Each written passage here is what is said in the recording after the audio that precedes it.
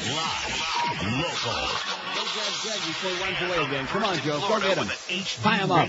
Digital tie his ass in a chair. We are Sports Radio 560 WQAM, Miami, Fort Lauderdale. Greg Reed don't have the balls to face Joe Rose. And do I like that?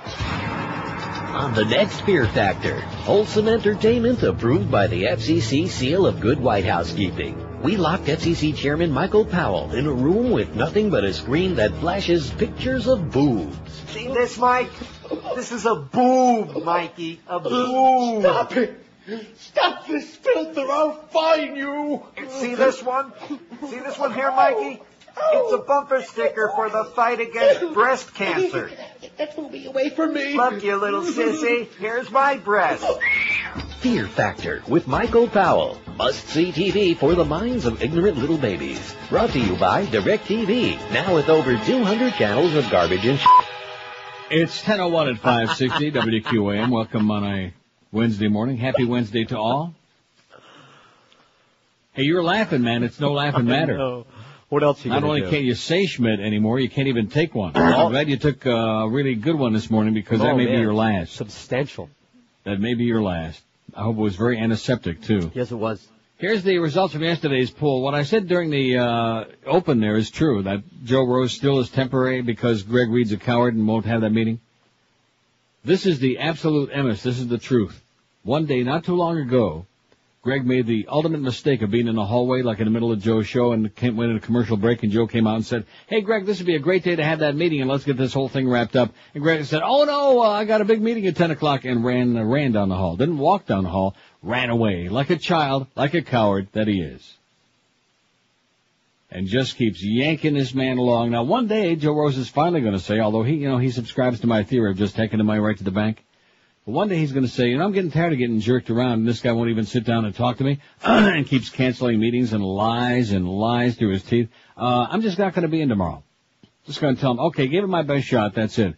And I asked one of our intermediate management people level, whatever he is, this morning, well, what's our contingency plan? Do we have one? And he said, no. Anyway, yesterday's poll result, boy, this is going to take a long time, 1,563 votes. Which big-name celebrity of the past 10 years is the biggest no-talent piece of crap? Now, the FCC is having those hearings today with Mel Karmazin and Paul Tagliabue, and they want a tape of that halftime show from the Super Bowl. I'll bet they do. Who doesn't? Well, how many times do they see it an hour? About 30, man. They still want to see that tape. They want to look at it real close. They're probably going to, freeze frame in on it. Make sure that it is what they thought it was. Anyway, biggest no-talent piece of crap, and I'm saying, maybe the last time we can say crap on the radio. Crap. Paris Hilton, 297. We had a great battle, and I printed this out before. They're changing it now because somebody's dicking with the pool. They're dicking with it. Dr. Phil and Justin Tinkerbell tied for second with 136 each. Somebody with a bug up their butt. I mean, I realize most of us hate Dr. Phil, but somebody really zoomed him up there. Mm-hmm. 136 apiece for him and Justin Tinkerbell. Anna Nicole Smith, 115. Dennis Miller, 87. P. Diddy, 83. 50 Cent, 77. J-Lo, 73. Adam Sandler, 53. Britney Spears, 52. And by the way, if you like that Toxic video, you better stay up real late because MTV, even though it's a cable channel, I'll get to that story in a minute. They decide they're going to stick it on real late at night because it's a little bit too toxic. Yeah. Nicole Richie, 46. Tom Green, 38. Carrot Top, 36. Carson Daly, despise him, 34. Kid Rock, 31. Bill Maher, 24. Van Diesel, 22. Ben Affleck, 22. Ashton Kutcher, 21. Sharon Osbourne had about 20. Andy Dick, 18. Fred Durst, 18. Sarah Jessica Parker, 17. Simons Cowell, 15. Ricky Martin and Ray Romero were tied. How do you like that? 14 apiece. Did I say Ray Romero? Ray Romano, same person. Whatever. Tupac, 13. Anna Cornajolia, 12. You can go on our website in our bedtime stories today and see Anna Cornajolia on the cover of Best Side, the swimsuit issue, which is coming out today. You can also see Jennifer Connelly. She's our very first in a new feature on our website, which we're calling, what are we calling it? The sexy celeb picture of the week. Something like or that. Whatever we and there's want. Jennifer Connelly. Now, she's not completely stark naked. We have some of those pictures, but this one is very erotic and very tasteful. Yeah, not that we wouldn't put naked pictures then. on there, but right. Yeah, we're just going to ease into it lightly, and then we'll see what happens with that meeting today. I'm not talking about the meeting between Greg and Joe, because that's not going to take place, is it? No. Probably ever. Lenny Kravitz, 9, Bernie Mac, 8, Enrique Iglesias, 8, Colin Quinn, 7, Alicia Keys, 2, Matthew McConaughey, whatever his name is, 2, Mm-hmm. Ed Norton had a pair, and Nora Jones had 1. She would have had a pair, they would have respected her more, but she only had 1. Kind of like Mariah Carey, with that one gigantic boob in the middle of her chest. So that's the result of yesterday's poll. Bad news. Car bomb kills 45 would-be Iraqi soldiers in the second deadly attack in as many days. A suicide car bomber today killed 45 people, most of them Iraqi men standing in line for recruitment into the new Iraqi army, Iraqi medical officials said. Blast happened 7:25 this morning local time in front of the Iraqi Army Recruiting Center in central Baghdad. The car bomb was driven by a single male, and coalition military officials believe it fits the pattern of an al-Qaeda attack. The bomb was between 300 and 500 pounds, which is pretty big, but not as big as Dr. Atkins when he died. That whole deal, we'll get into that. That is just so pathetic. And keep in mind who is behind that whole thing. PETA. Yeah. People Crazy. for the ethical treatment of animals, and as much as I'm an animal lover, especially a dog lover, these people are crazy. They're lunatics. And they're so pissed off between the PETA people on the one hand, PETA. and then of course, the pasta and bread murdering people on the other hand. Right, the industry. The industry is out to get Atkins, even though he's dead already, because they're getting pissed off and fired up about this. Oh, look at this. Now she's on Capitol Hill with a look at today's congressional hearings on indecency on the airwaves. Elaine, good morning. Good morning to you, dear. And well, the Super Bowl halftime incident is sure to take center stage today with 2 hearings set for They're this pissed morning off on and fired Capitol up, Hill. baby. One, as you can see, already A under whole bunch of boobies sitting around there. Commerce Committee is holding that hearing on protecting children from violence and indecent programming. Now, among those scheduled to testify later are all 5 FCC commissioners, including Federal Communications Commission Chairman Michael Powell. Now, this morning, the Senate Committee Chair, Senator John McCain, started by noting that this hearing was scheduled well before what he called the CBS network's fumble. Right. I wouldn't even dignify with a response. It's so pathetic. You folks who think that you got any freedoms left in America, dream on, man. We're taking enormous, gigantic steps back into the Stone Age. Now, what was I just saying before I saw that? Something very important. I don't know. About Greg being a coward. Anyway, you like this story, a little change of pace from Nice, France, before we get into the heavy-duty stuff, and before we check all them pictures out for the Hot Couples contest. No more new ones, huh? Not today. Although, Not yet. Let me check again. Better check your emails there, man. We might have something really hot. We actually have 8, so I don't need to really push it all that much. And by the way, for our sales department, especially Fat Boy, we've already got the contest rules written up, and we've already got this thing for quite some time now. So quit, trying to stick your big fat self in there and diddle around on the side. Man, he is just, you just can't control that son of a bitch. Just out of control. Oh, guess what, Pally? Get out of here. Get out of our contest. Get out of our studio. Get out of my life, Fat Boy, you idiot. You tub of crap. Nothing new, huh? No. Nice, France, dressed in a demure black suit, a 35-year-old French woman has married her dead boyfriend and exchanged vows that required authorization from President Jacques Chirac. Under French law, Christelle Demichel became both bride and widow in the ceremony, which was performed Tuesday at Nice City Hall in the French Riviera. The groom, a former policeman identified only as Eric, was killed by a drunk driver in September of 2002. Boy, he must be getting a little bit gamey by now, wouldn't you think? You'd think. I guess he's probably in a box. Demichel told LCI-TV she understood it could seem shocking to marry someone who is dead, but her feelings for him had not dimmed. His body wasn't present for the ceremony, thank God. Such marriages are legal if the living spouse can prove the couple had intended to marry before the other one died. The French president must also authorize it. Also, the French are cracking down big time on that religious, on the headgear, on all the schmatas and stuff. We'll get to that. Now, getting back to the MTV thing. This is amazing. This just goes to show you how people pee in their pants. All the FCC has to do is start threatening and rumbling, and they got these hearings on Capitol Hill, and right away, nobody can do anything no more. And the public sits back.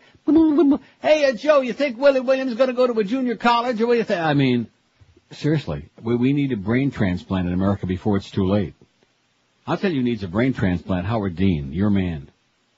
Not no more. Wow. You're right. He is such an asshole. A loon. He's on there last night. I mean, he gets single digits in Virginia and Tennessee, and Kerry wins in a landslide. The only one who had anything going for him was Edwards, because now that Clark has dropped out, or going to drop out today officially. Edwards might run a respectable second everywhere now, like he did where'd he run? In both of these, right? Okay. Both Virginia and Tennessee. He edged out Clark for second. So anyway, and here's Dean on air again last night. Well, no matter what happens in Wisconsin, he's still hanging in there because his supporters want him to compete. It's going to be a two-man race between him and Kerry. Excuse me. Has he won any primaries? No. Or caucuses? No. Did he come in respectable in any of these? No. And in this business of just picking and choosing, see, I hate to break the news to you, Dr. Dean, but when you run for president, you have to run in all 50 states. Not just, I think I'll run in Vermont. You know? Right. Maybe I got a shot. And then he's going on ripping Kerry again about, well, he's the only one who took all that money from special interest, and he did this, and yada, yada, yada, and he's just repeating the same old tired stuff. This is a man who refuses to take no for an answer. Whatever the question is, the answer is always, yeah. He's pathetic. In the aftermath of Janet Jackson's controversial Super Bowl breast exposure, MTV has decided that Pop-Tart Britney Spears may be a bit too toxic for daytime tastes.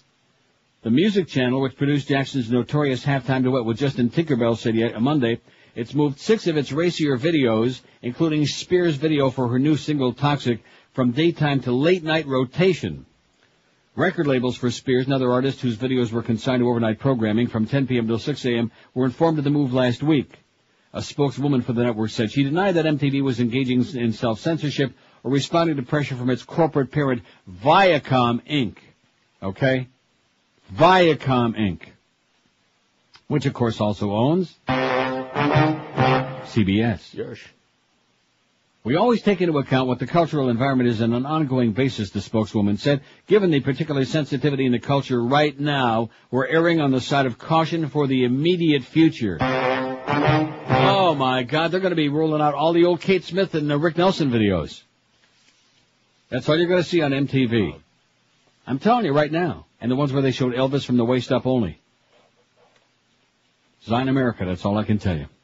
12 minutes after 10 at 560 WQM. This is the last mortgage you'll ever need. It's the only one mortgage from Financial Group.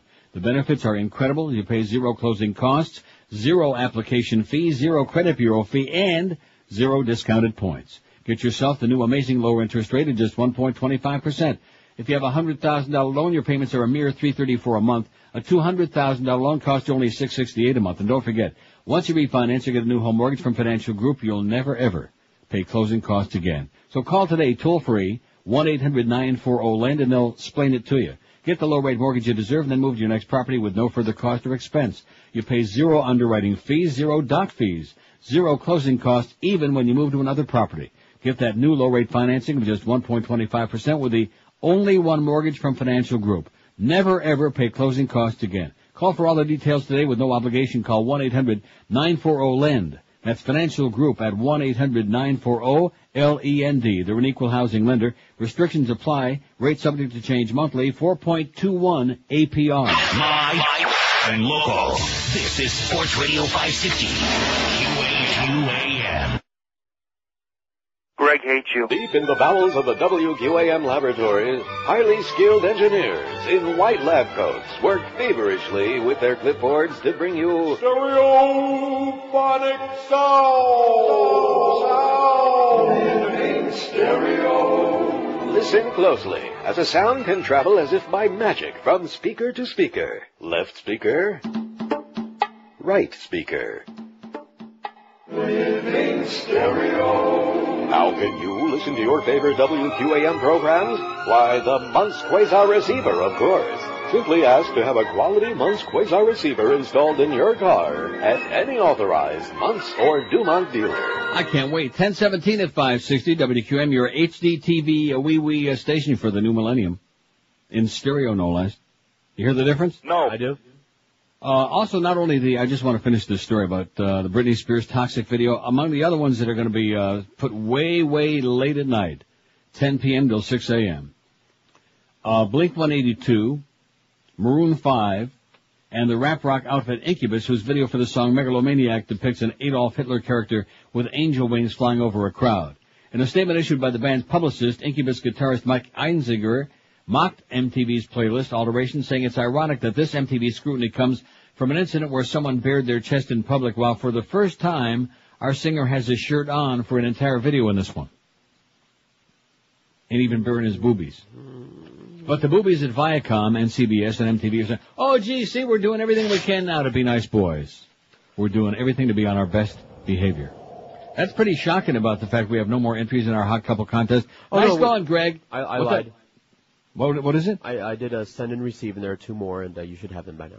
I see. So in other words, you lied. I lied. Well, how many? I'm trying to remember. How many did we have last year? About 30, man. Now, on each one, what do we have? About a dozen? 15? 20-ish, I think, maybe. Did we on each one? 15 to 20, I think. So we got like 10 now. Right. So I guess by the end of the week we might do that. See, you're so negative, man. Sorry. Don't you understand? We have a lot of people listening. They're just all ugly. I am not negative. They can relate to us. They're all ugly. So what's wrong? There's nothing wrong with being ugly. Most people are ugly.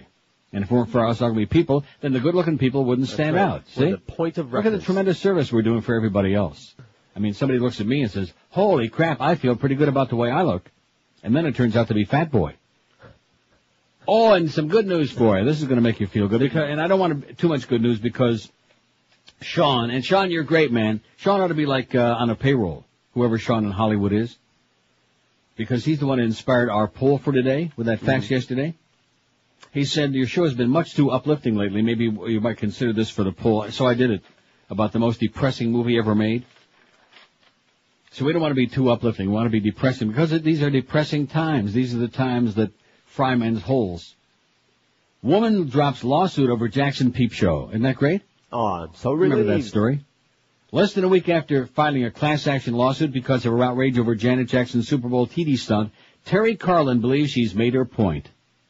What's the point? The Knoxville banker is withdrawing the suit filed last Wednesday in U.S. District Court against Jackson and Justin Tinkerbell. Also, they were suing MTV, CBS, Viacom, everybody down the pike. The lawsuit had sought billions of dollars in compensatory and punitive damages. Carlin alleged that she and others who watched the show during the Super Bowl were injured by the performer's lewd actions when Tinkerbell did that, when he yanked it.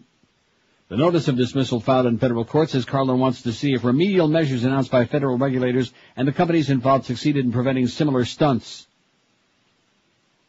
In the lawsuit filed on behalf of all Americans, Carlin charged that Jackson's exposure and sexually explicit conduct by other performers during the halftime show injured viewers. When that boobie just came popping out there, it came right through the screen and poked a lot of eyes out. It was an eye popper. I mean, what kind of assholes are we dealing with, you know? Major? It's Major pathetic. asshole? It's sad. But let me ask you one serious question. Do you think Willie Williams is going to get in more trouble or what? Do you think he's going to be okay? Well, UN delayed his admission request, and he faces a Friday hearing, and he's got 3 nights in jail with the BS. Oh! What do you think? Stop it. No, that's the important stuff. This is what's wrong with America, is crap. This is what the minds of America have turned to. Crap. Let me say it again. Crap. Yeah, I want to say it as many times as I can because when that hearing is over, we probably won't be able to say anymore, even take one. I'm telling you. In fact, I'm going to tell you this right now, speaking of Dr. Atkins and diet and everything else. You better eat very light. That's number one. You better go get a high colonic because after they have that meeting today, it has to be very antiseptic and not smell bad. Right. That's what Michael Powell is going to insist. And we're going to have the stench police. We're going to have the crap police come to your home. Right. I'm telling you. I understand that from now on, all toilet paper is going to have to be brown so that you can't actually see anything on it. And I got news for you. There won't be Mr. Whipple standing next to the bowl. That'll be the crap police. Well, you can't squeeze it. We got everything else. We got the pleasure police. We got the jaywalking police. We got the pot police. Now we got to have the crap police to make sure that it's nice and antiseptic and not all mushy and smelly and crap. Just wait till they get those. Well, we can't talk about excretory activity. Based on what? See, this is why Americans are such lemmings, man. Well, the FCC, the government said, why? Just arbitrarily. They just sat around a bunch of old blue-nosed assholes one day, pandering to the fundamentalist lunatics like the pilot on that plane. Oh, they had a father and daughter. The daughter was a real valley girl, by the way. They were on MSNBC last night. I guess I was one of a few people watching. About 30, man. And the father said that a lot of people on the plane thought that they were going to meet their maker. Yeah. They thought this was it. I'd have been freaking out. They thought that it was 9/11 all over again, that the pilot was either some kind of a faker that took over the controls of the plane, or that he was a religious nut who was going to crash the plane in the ocean so they could all meet the Lord and go to wherever they were going, up, down, or in between. And then American Airlines, let me say it again, American Airlines, you suck. They released a statement where they tried to say, oh, well, he was just joking, and he didn't really say, and they totally changed the statement around, and all of the passengers who were on the plane that had been interviewed said, no, that's not what he said. We heard what he said. And he said, if you're not a Christian, you're crazy. I think maybe he had it backward. Right. If you believe in any of these garbage religions, any of these gutter religions, you are crazy. By definition. Yeah. Look up the Just ask Mel Gibson, he'll tell you. He's spreading some goodwill and good cheer. Passionately. WQAM, hello. Hello. Yes, sir. Hi, Neil. How are you? Pretty good. You're our first caller of the day, so make it really good. Well, I just called to say I've been listening to you for a long time, and I am a huge fan. You make me laugh and get through every day, and I just wanted to thank you for all these great years, and I really appreciate it. That's all I got, Neil. That is shocking. Thank you so much, and have a great day. That didn't really happen, did it? Let me pinch an inch here. Let me pinch an inch. Pinch it. That's all I got. And man, that was, we better quit right now. Look at that. Hill. And his passion for the... There was Janet and Justin again. He did it again on CNN. It's disgusting. That's why they keep showing it 400 times every hour. And the public really, I shouldn't probably say this, but I will anyway. The American people as a group, I'm not talking about our audience, because you hear by most of our calls every day that the audience we have are very intellectual. but aside from our audience, the American people are so goddamn dumb and so managed and manipulated that it's really scary. And the worst part of it is they don't even realize it. Well, you got to be smart to realize it. Well, that leaves them out. I mean, what are we talking about here? Boobs. Jesus. WQAM, hello. Neil. Yes, sir. Hi. I'm starting to get really scared here. I mean, the fact is that, it's just a boob, but there's so many people worked up about it, fired up about it, and the backwards, religious right in the it's mostly the southern states, I think. No. No? No, it's all over. It's coast to coast, pillar to post. But the fact is, if the public didn't agree with this crap, it wouldn't even be an issue. But well, wait a minute. If the public didn't agree with this crap, we had over, like Tom Jicker wrote, we had over 500,000 hits on our website 3 days running, Monday, Tuesday, and Wednesday last week, and we're still getting hits up the ass, if I can say that, because of the fact that we had the Janet Jackson thing on our website. The majority of the people loved it. They will only want to see more, lots more. But the goody two-shoes crowd, see, there are things that are politically incorrect, and that's one of them. You cannot say that nudity on TV is acceptable, that we want to see it. You have to say, oh, I'm outraged by that, and that was disgusting. And so the public says that.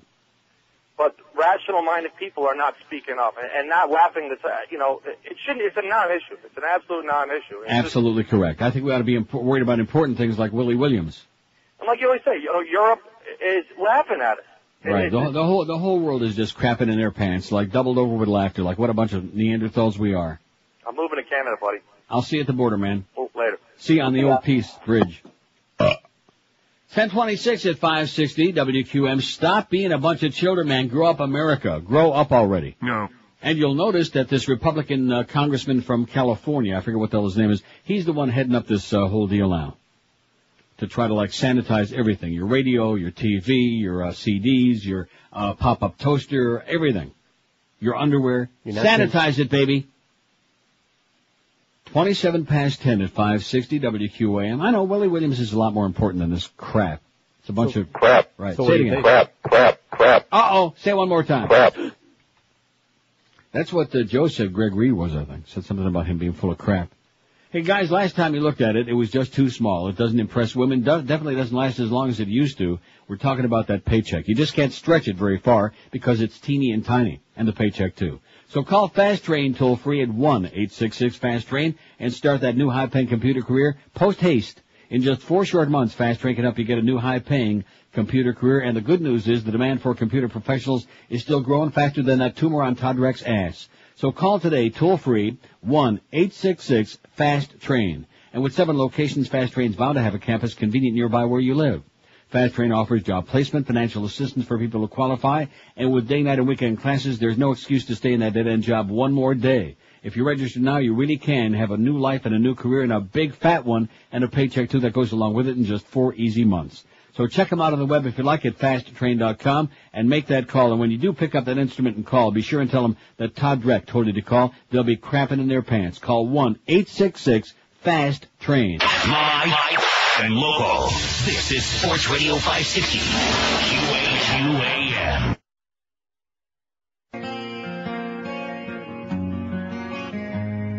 His romance with J-Lo is over, and that G-League movie they made, what a disgrace.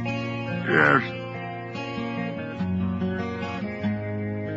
Tabloid news will be much colder, so I think you'll see them back again someday.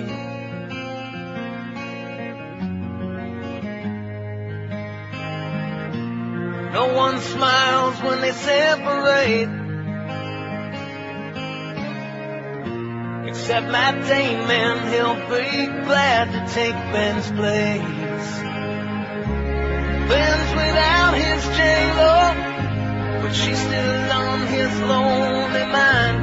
Thinks about his J-Lo, any man would die for her nice behind.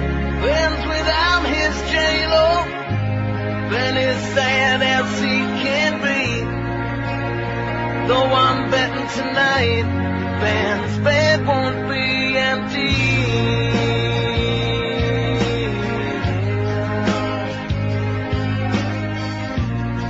I want you to understand that the Republicans are the good, decent people. They're the moral, uprighteous people, the ones that lie about war and things like that, and then send off a bunch of your kids to be butchered and killed, and have killed 10,000 innocent Iraqi citizens. But nevertheless, they're the good, decent, moral people, and that's why we're having these hearings right now. Right. They're having a big to-do on CNN about that right now. You mean the people that steal from the poor and give to themselves? That's right, and give to the rich. Tax cuts for the rich. You got it. The people that let the big corporations outsource the jobs and send them all across to China and everywhere else in the world. That's right. Sure. And then tell us, by the way, that that's good for the economy and good for America. You mean the ones that take away overtime pay and all those benefits and restructure the laws? Exactly. Okay. The ones that quit those non-proliferation treaties and then have the president today having making a speech about weapons of mass destruction and about how proliferation is going to destroy the world and the environment, et cetera, and so on. That's the ones. Not that they're hypocritical or anything like that. Just the ones where the vice president plays golf with the Supreme Court justice who's going to rule on his case about releasing the names of those energy people meetings, et cetera, and so on. The ones that use Kenny Lay's plan to campaign?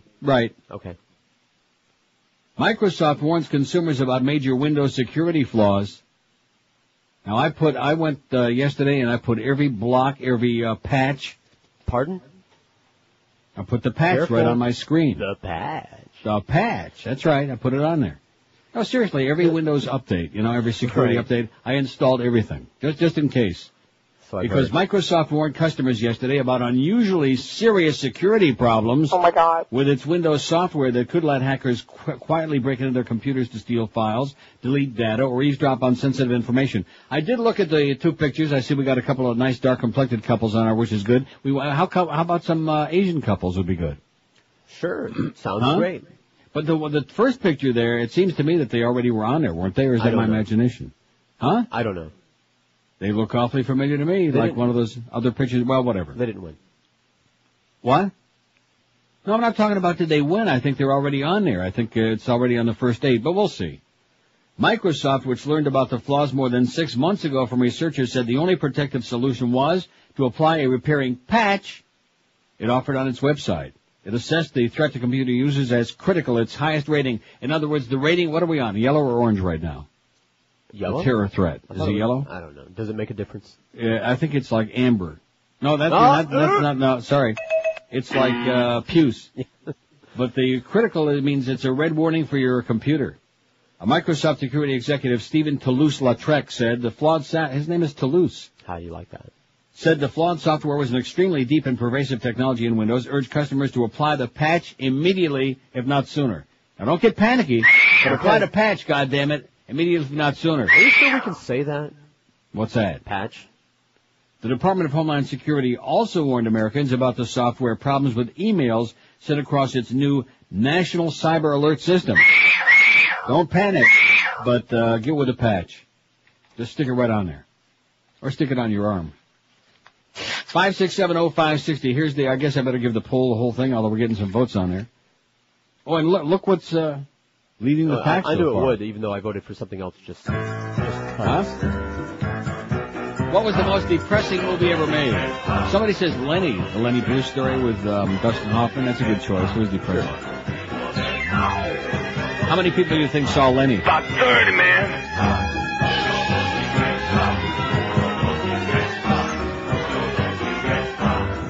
Here's a fact that says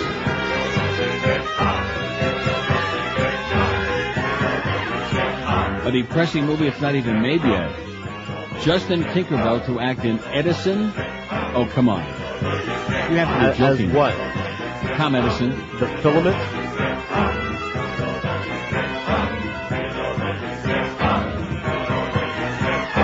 I want to give you a kiss. Absolutely.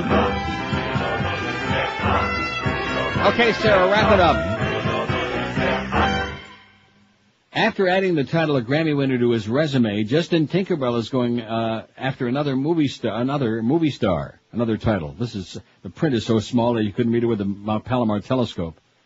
Tinkerbell will star with Kevin Spacey, Morgan Freeman, and LL Cool J in Edison. Shooting is to begin March 8th in Vancouver, with the film scheduled for release next year. David J. Burke of Law & Order Special Victims Unit will make his feature writing and directing debut. After many years of looking at many scripts, he's decided on what we think is a terrific project. Tinkerbell's publicist, Ken Sunshine, told the AP yesterday. You can judge by the quality of the other people associated with the film the direction he's headed in as he begins his film career. Oh, God. Wow. Edison. The Instinct singer will play a young journalist who discovers an elite team of corrupt police. Oh, thank God this isn't about Thomas Edison. Freeman plays the veteran reporter who helps him, and Spacey plays the DA's top investigator. When asked whether sharing the screen with such formidable company will intimidate Tinkerbell, Sunshine said, Justin's 22. I don't think anybody has handled the kind of success he's had in 22 years better than he has. On Sunday night, Tinkerbell won Grammys for male pop vocal performance Cry Me a River and pop vocal album for his solo debut Justify. During his acceptance speech, he apologized, of course, for that grotesque, aberrant display of Janet's boobie. Wow. Here's the poll. Well, I'm depressed. You're right. I'm depressed about that. It's not even made yet. What was the most depressing movie ever made? We got, I'll give you the result what we got so far in the vote. Why not do it that way, right? Requiem for a Dream, 12. Great movie, but very depressing. Midnight Express, 7. Why? That had a happy ending. Hey, did it really? Did it not? What do you mean by that? He got out. Yeah, but he died. Eventually. Well, doesn't Oh, that was so, are you kidding me? It was so morbid. It was morbid, but it was happy. He got out. He was reunited with his girlfriend. And then Brad Davis died.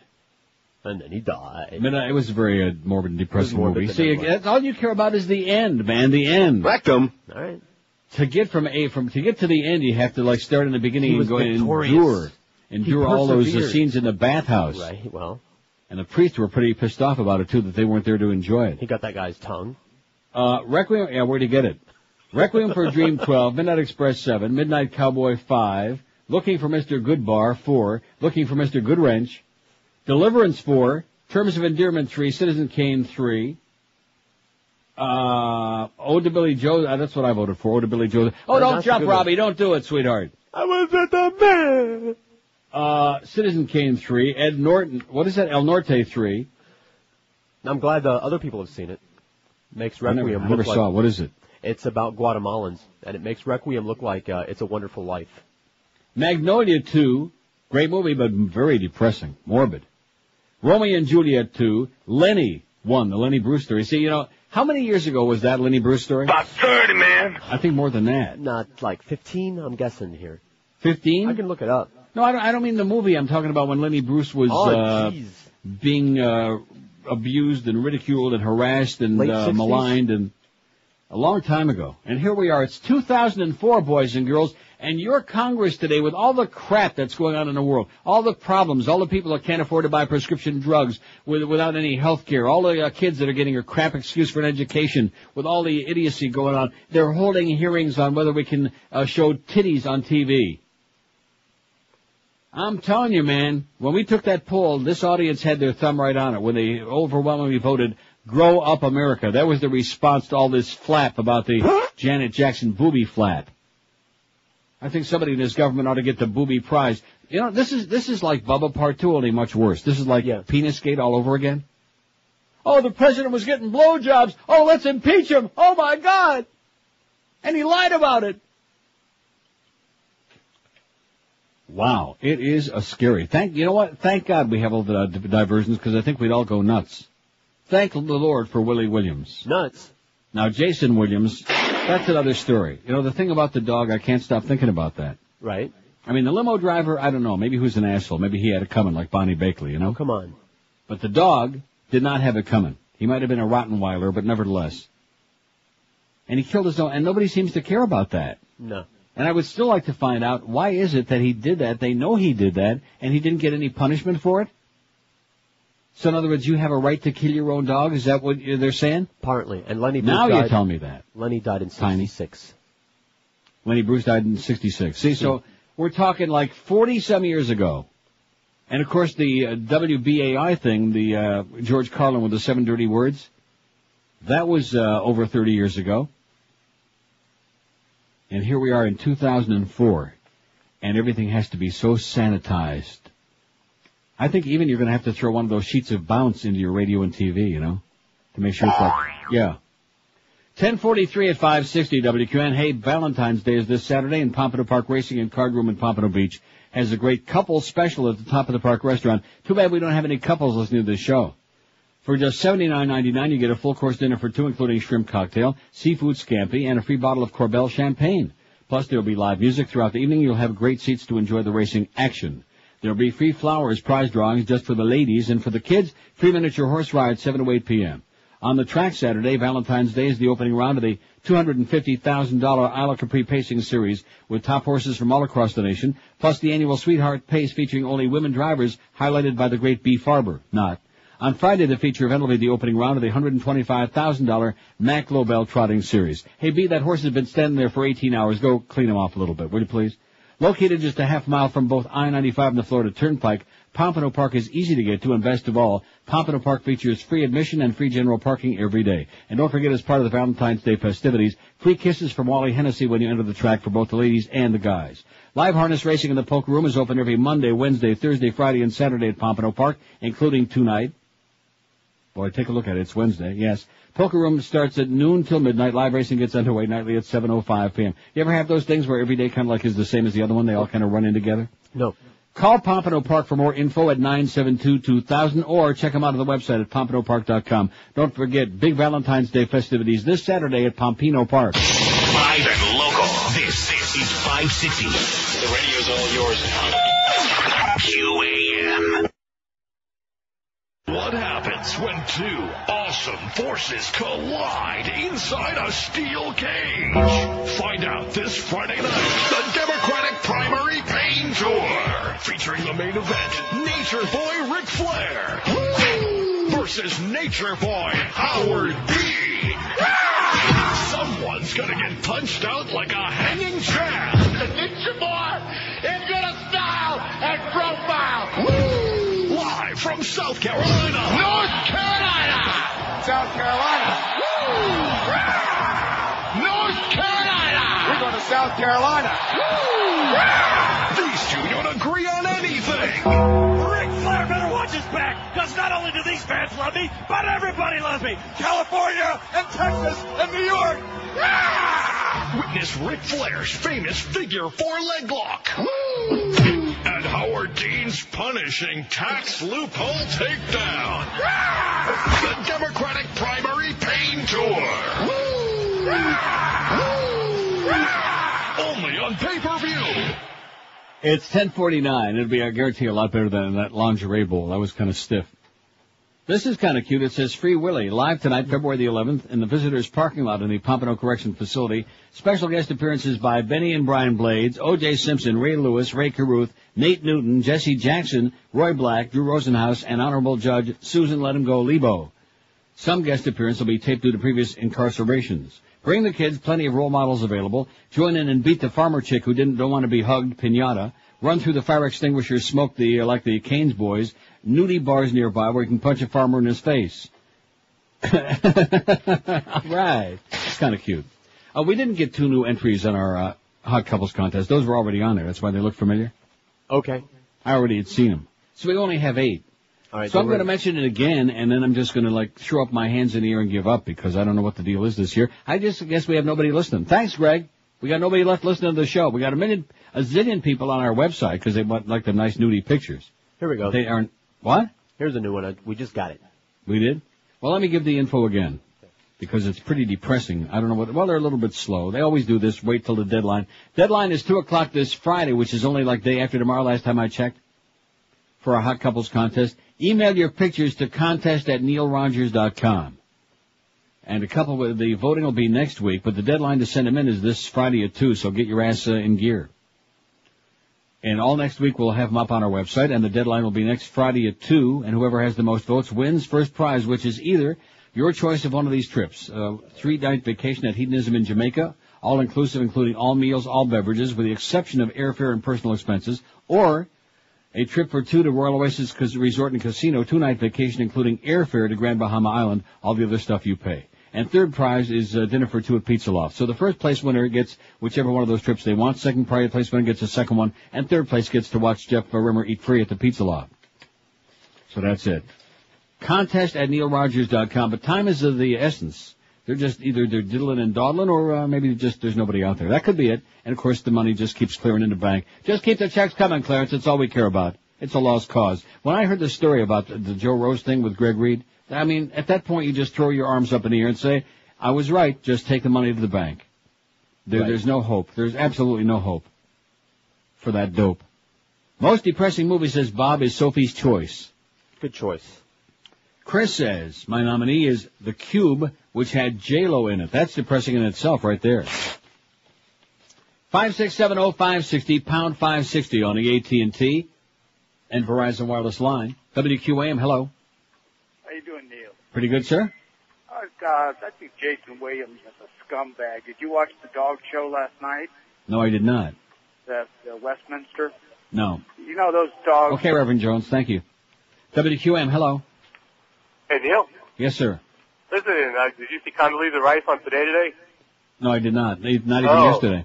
Oh, she mentioned weapons of mass destruction about 18 times in 4 minutes. It's ridiculous. And if you could add ordinary people to your poll, that'd be great. Okay. Yeah, just before I shoot myself. Okay. Right. Thanks. 5670560, pound 560 on the AT&T and Verizon wireless line. The most depressing movie ever made. Requiem for a Dream 21, Midnight Express 15. In spite of George liked it because he liked the Turkish bath scenes. Yeah, right. Just relax, will you please? Josh, get the baseball bat. Come on. Now, what's going on now? Why is it? Okay, are you getting it? Is yours refreshing or what? Yeah, I'm getting it. What are you talking about? Mine won't refresh. Let me try to freshen it up on purpose. I mean, it was there when I went to it. It was just there a moment ago, and I started reading it, and all of a sudden it's like stuck. Maybe there's an enormous response on her again because they want to see that Jennifer Connelly picture. You think that could be it? It could be it. No nips, by the way. No, but... WQM, the famous Line 9. Hello. Yeah, mine refreshed. Hey, Neil, how you doing? Mine did too. Yes, sir. Most depressing movie I've seen recently was Mystic River. Okay. With I thought that's the one that got all those awards and everything. Yeah, I mean, it really, you walked out of there definitely not feeling too good. Okay. But it did its job. It was great. And then anything with Julia Roberts is very depressing. Okay, thanks. Oh, come on. Sleeping with the Enemy was good. Mm-hmm. What other good movie did she make? Anyone you can think of? No. What was the one where she had the cameo appearance? Erin Brockovich was very good. No, there was one where she did a cameo appearance. I don't know. Oh, what the hell was that movie?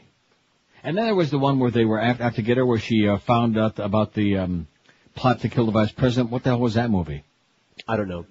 But you should see the Erin Brockovich. How many movies does Julia Roberts make every year? About 30, man. I should see what? Erin Brockovich, because it's all about Enron and how evil they are. Oh, come on. Not my good buddy Kenny Lay. I like his potato chips a lot. Yes, your best close personal friend. Okay, there it is. Most depressing movie ever made. Requiem got 23. Midnight Express 16. Terms of Endearment 14. Midnight Cowboy 8. Casualties of War 7. Looking for Mr. Goodwrench 5. Deliverance 5.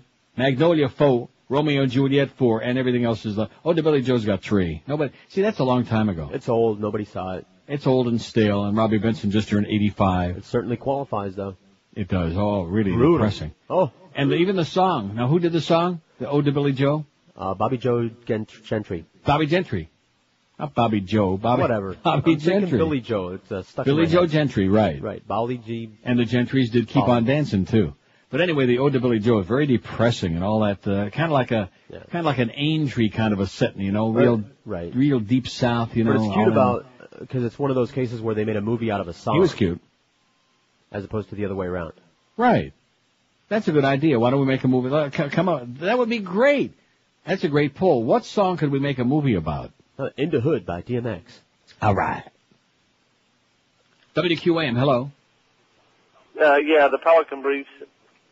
Pelican Brief is the one with Julie Roberts. You're right. That was a good movie. Yeah. Okay, thanks. All right. I thought he was going to but thank you. Now I don't have to worry about that the rest of the day. Pelican Brief. You didn't see that? No. That was good. Did it have Pelican? Why does everybody rag on Julia Roberts? I don't know. They hate her. I don't know what that's all about. I think she's okay. Like She's a little bit gangbusters? overdone. I mean, we don't need to see her quite so much. What do you mean overrated? That's what a lot of people say about her. I mean, because they make this giant deal out of her. I don't think she's a giant deal, but I think she's just fine. And I still say Sleeping with the Enemy was a good movie.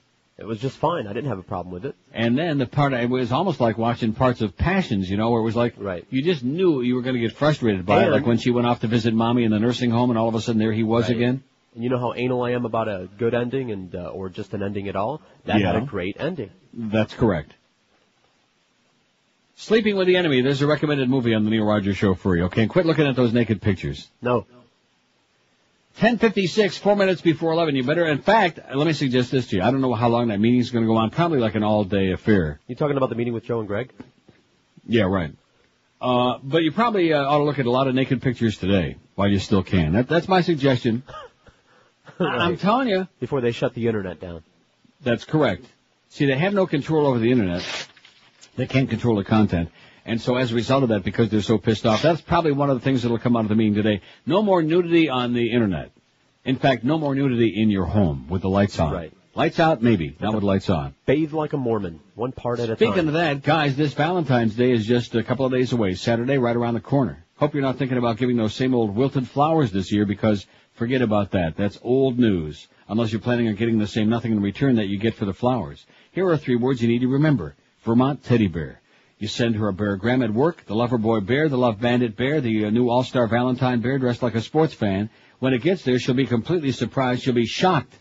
And all of her coworkers will think you're the greatest guy for sending such an original, thoughtful gift right to her orifice. Then maybe she'll give you, speaking of her orifice, the gift that you're hoping for. So just call this toll-free number, 1-800-829-BEAR, and a friendly bear counselor will help you choose the perfect bear for your Valentine, delivered with a free chocolate in their famous gift box. It only takes 5 minutes to order, and overnight delivery to the home or orifice is guaranteed. You still have time. Call 1-800-829-BEAR or shop online at VermontTeddyBear.com. Send your Valentine. It's the creative alternative to flowers instead of those nasty, obnoxious, dying flowers. They're dead in just a matter of hours, or even worse, chocolate that's going to make her pork up like a cow. Call today, 1-800-829-BEAR, and tell them that old Neil told you to call.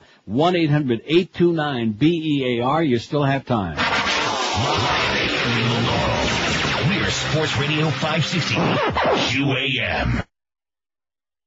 This is the most disgusting program. I urge everyone to complain to this station. And now Mr. Dan Gernstein, campaign advisor for the Joe Lieberman presidential campaign. Yisgadal v'yiskadash shemeh rabo ve'olemo divero chirusei v'yamlich malchusei ba'agolo uvizman koriv v'imeru omein. Oh, boy.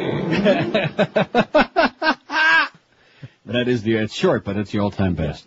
Nothing's even close to that. Nice going, Brian. You lunatic, you. Ken from Toronto, who lives in Etobicoke. Ken faxes and says one of the most depressing doomsday movies was On the Beach, 1959, starring Ava Gardner, Gregory Peck, Fred Astaire, Tony Perkins, directed by the great Stanley Kramer. Probably kin to a Brad Kramer. It says, go Leafs go. Nice tie last night in Tampa, down 4-2 in the third period. Gary Roberts scores with a goalie pulled with less than a minute to go to tie it up. Nice going, Gary, baby. A 4-4 tie. We'll take the point. Ken from T.O. And also, here's one that says, Philadelphia, starring Tom Hanks and Denzel Washington, 1993. Philadelphia. That had a happy ending. Tom Hanks died. Oh, well, in that case, couldn't have been all bad. Oh, and you're sending me more of these priest stories. What is wrong with you? Here's 1, 2, 3. Let's see, here's another one that says Philadelphia Monsters Ball. Yeah. With Charlize Theron. No. Isn't she in that? Halle Berry. What's the Monster? Is that it? What's the Charlize Theron movie? Where she plays the dyke. Oh, the Eileen Wuornos story there? The one that's new now? I don't know. Right, the trial that's on Court TV. I don't know. Monster? Is that what it is? I don't know what it's called. Something like that. I think it's Monster. The Monster Mash, I believe it is. Monsters Ball is very good. With Bobby Very, Boris very Pickett. good. I've seen it like 6 times already. When are we going to have Hallie's Berries on our website? How about tomorrow? Do we have those? Oh, we're going to have Hallie's Berries on our website tomorrow. Or next week or something. Give me a minute to find a good picture. Okay. Tim says, a tremendous movie, truly underrated, that has a heart-wrenching, depressing ending is Breaker Morant. I wonder if that's kin to Jimmy Morant, who drives at Dover Downs. The most depressing thing about Breaker Morant is how god-awful boring it is. Made in Australia in 1980, it stars Ed Woodward and Brian Brown. Oh, I hope it's not as depressing as Bob Woodward. He's a brilliant guy, but have you ever seen him doing the talking head stuff like he did last night on CNN with King? No. He is so pedantic. Stick to the writing, Bob. You're a great guy, and congratulations on Deep Throat and everything else, but he's just so pedantic, and I think that the vice presidential choice might... Oh, God. It says it's the best anti-war movie I've ever seen, but it's depressing. Breaker Morant, says Tim. I'll put it on there, whether you liked it or not. We got it. No, it's not whether you liked it. These are depressing movies, some of which were great and some of which were crap, you know? It's already on there. Here's another list. I don't want a list, okay? I can't. Here's the question again. Got it? I'll read it very slowly. I'm a little bit too fast, too hyper. What was the most depressing movie, M-O-V-I-E, ever made? Not what were the... About 30, man. 30 most depressing movies ever made. Not what's the top 100 list of most depressing movies ever made. You got it so far? No. I didn't think so. Top 50? The top 80. WQM, hello. Hi, can I speak to Neil, please? Speaking. Neil, 2 things. Yes, sir. I want to echo the sentiments of what the first caller said about you. You really have made quite a difference personally and for everyone. Well, muchas gracias. And the second thing, I just want to add my 2 cents to your survey. Yes. Put every movie by Ingmar Bergman. That's what Yeah. I mean, if you want to talk about death and depression, there it is. And what about poor Ingrid Bergman? Oh, well, no. She's already... No wonder they burned her at the stake, huh? You got it, man. Illegitimate kid. Have a great day, amigo. Please keep up the great work. Hasta K. How about Edgar Bergman? What about, who is it? Edgar Bergman. And Charlie McCarthy. You know, this Greg Reed character, I don't know where that came from. The thing with the pulling the strings and the ventriloquist with Edgar Bergen. I started thinking of Greg Reed again. Somebody needs to yank his chain, wake that bastard up. He is such a coward. I can't stand cowards. Oh, congratulations on the great book, Neil. By the way, I've decided to terminate George Rodriguez. What a day that was. What a day of many. You're right, I need to write a book. The problem is nobody would buy it, but just to read myself. Make a pamphlet, ghostwrite a pamphlet, the local audience will buy it. Sell it for God. $1. What a jackass, man. What a loser. It's sure great to be a real big shot with other people's money. That's what I've always loved about him. Has all that money of his own now, thanks to the fact that they cut him in on the deal. He can do no wrong because he's part owner of the joint. But, man, you just have created more service for us. That's why we just take the check right to the bank, Greg. We actually might really do you a great job someday again, but I doubt it. Because everybody subscribes to my theory now. Take the checks to the bank. At least they clear. Oh, this story about Stephen J. Gray, this is pretty interesting. Yes, it is. Thank you, Jeff High. And did you get the picture of his new haircut?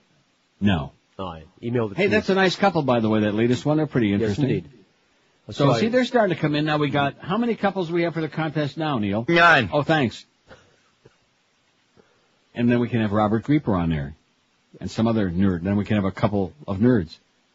With all the pirates in South Florida on the radio, the FCC just doesn't have the manpower to shut them all down, or even a chunk of them. No, they're too busy worrying about who's saying crap. They're too busy sniffing your toilet bowl.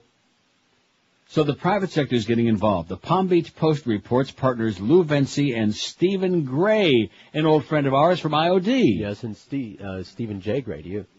Of Broward County, use equipment similar to the LoJack stolen car homing device, one of our former great sponsors for many, many years, to track pirate stations to their front doors and estimate their levels of interference. The two guys have sent detailed reports and photographs of pirates' transmitter attendants to the FCC, but Gray said recently, I have yet to receive any reply. The agency, as a policy, will not confirm or discuss ongoing investigations. Now, they got bigger fish to fry, Stephen. Yeah. They got bigger fish to fry. Janet Jackson's boobies. That's what they're worried about. They're worried about Britney being on MTV before 10 o'clock at night with that toxic video because it's a little bit too toxic for their taste because they're a bunch of puritanical assholes. Tyrannical and puritanical. That's the FCC for you. I'm not going to do it because I played it about a week ago. Play that FCC song. It's so bad. It's so campy. But it just frosts my ass thinking about this. And what makes me even madder is that most people don't give a flying crap about it, including most of the people on this radio station who are too worried about Williams Willie. Another pirate hunter who didn't want to be identified for fear of retribution said he contacted landlords to remind them that their leases have clauses about illegal activities or that pirates violate building codes by mounting transmitter antennas. You know, I heard that Scran once did that. Mounted an antenna? Oh, she'll mount anything. Stephen Gray recently tracked 17 pirate stations in 2 hours in Dade County. 17! Yeah. How do you like that? You go, Steve. For all the good it's going to do. 17, 17. He and Vinci estimate more than 60 operate in Dade, Broward, and Palm Beach counties, and a new one goes on here every week. A new pirate station goes on here every week. Many pirates don't interfere with legal broadcasts because they pick dial locations far enough between licensed stations or transmit on very low power or with low quality equipment like we have at QAM. A few have equipment that prevents them from interfering, but most pirates don't know they're interfering and don't care. Sometimes a new pirate station begins interfering with an established one, which jacks up its power to try to drown out the newcomer in a twisted form of Darwinism. It's like a war, Vinci added.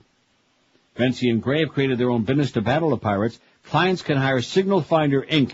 to pinpoint anything interfering with radio transmissions. Well, what's our problem? Oh, crappy signal? Oh. This can include cordless telephone and wireless internet signals, power line interference. Well, let's yank all them power lines down on 441 and somebody might be able to hear us. Illegal bug transmitters, taxi cab two-way radios. Have you ever gone by, not taxi cabs, but truckers? That have the two ways and all of a sudden you're, all that crap. No, you can actually hear them talking for a couple of seconds as they're zooming on by. Crosstalk. Even fast food drive-through communication systems and pirate radio stations. Vinci said he has signed up Clear Channel and his inquiries from other broadcasters. Armed with evidence, stations don't have to rely solely on the FCC but can sue pirates with civil suits. You go, Stephen, and whatever your partner's name is there. Vinci. You got all these priest stories here. It's a disgrace. Also, I have one a little later on, once we get through with Dr. Bob. Right. And FCC is looking for that halftime show tape. They want the tape of it right now. They want to see it again and again and again and again. And they're going to watch it 4,000 times and then decide if it was perverted, obscene, disgusting, unacceptable, etc. Come on. Thank you. Now, where the hell is that story? What was it I was looking for? Oh, about the priests. I'll get to it. Just relax. Got a lot. More than 13. The sex abuse scandal against the Roman Catholic clergy appears to be. I got to get to this right now. You inspired me with these faxes you sent. The scope of the sex abuse accusations against the Roman Catholic clergy since 1950 appears to be much greater than previously estimated by victims groups and by the media. An AP review of reports from dioceses be finding. The U.S. Church will make an unprecedented nationwide accounting of abuse claims and costs later this month, and some bishops already have started releasing local figures. The AP contacted dioceses across the country and found that 1,341 clergy members have been accused of molesting minors, with more than half the dioceses yet to report. Just a small number, 1,341. Isolated incidences. Right. Just 1,341 isolated perverts. What it's really doing is showing us in black and white that the problem is much worse than any of us thought, said Sue Archibald, president of the Link Up, a Kentucky-based victim advocacy group. Statistics have yet to be released by some archdioceses that have faced hundreds of allegations, including Boston and L.A. So in other words, they're not even including the biggest ones in here. Thousands and thousands and zillions and millions of PPs, pervert priests. And that's what they want, PPs. Little ones. Not getting mine. What was the most depressing movie you ever saw? That's our poll question today. Thanks again, Sean. Great. In fact, Sean should come up with our poll every day. I'm burned out on the poll thing. Huh? He can be our poll man. Right. He can be in the poll position. Requiem for a Dream 33. Nobody's going to touch Sarah. She's getting more electroshock than Sheridan on Passion. By the way, Eve finally gets in. Luis finally gets in there. As, who is it? Is it Eve or is it Teresa that talks, Antonio into finally getting the doctor to open up that door? Open that door, you lunatic. Requiem for a Dream 33. Terms of Endearment 22. Midnight Express 19. In spite of what George said, it was morbid, man. Midnight Cowboy 11. Just calm down. Dummy up a little bit. Casualties of War 10. Sophie's Choice 9. Deliverance 8. Boy, that was really... You know what was really depressing at the end when he was having the nightmares, you know? Why was that? Why was that? It was just depressing. When the hand came up out of the water, you don't remember that? Sure I do. Depressing. Exciting. Looking for Mr. Goodbar 7, although the corn sure was special. So Magnolia 6, Philadelphia 6, Saving Privates Ryan, Saving Ryan's Privates 4, On the Beach 4, Romeo and Juliet 4, El Norte 4, Lenny 4, and after that it's a small potato so far. Long way to go. Lots more will be on the list. Excellent poll. Thank you so much, Sean. Check is in the mail. George is sending it. No, I hear Rimmer sending it. That's right. Oh, listen, I got to tell you this real quick because I'm beyond a break. Phone rings yesterday at 2:01, okay? I pick it up and I hear nothing. I said, hello, nothing there. 2 minutes later, it rings again. It's your close friend, Rimmer. I said, was that you that called a minute ago? Oh, yeah, but it was a bad connection. I decided to hang up and call again. I said, I thought it might have been you. He says to me, well, if that's the case, why didn't you call me? I said, because I want you to pay for the call, you cheap bastard. Wow. Oh, man, oh, man. 14 past 11 at QM. Let me tell you, speaking of Rimmer, it's the Pizza Loft spot. If you want to meet the voice of the Panthers on TV, the unctuous and famous Jeff Rimmer, just head for the Pizza Loft anytime. He'll be there.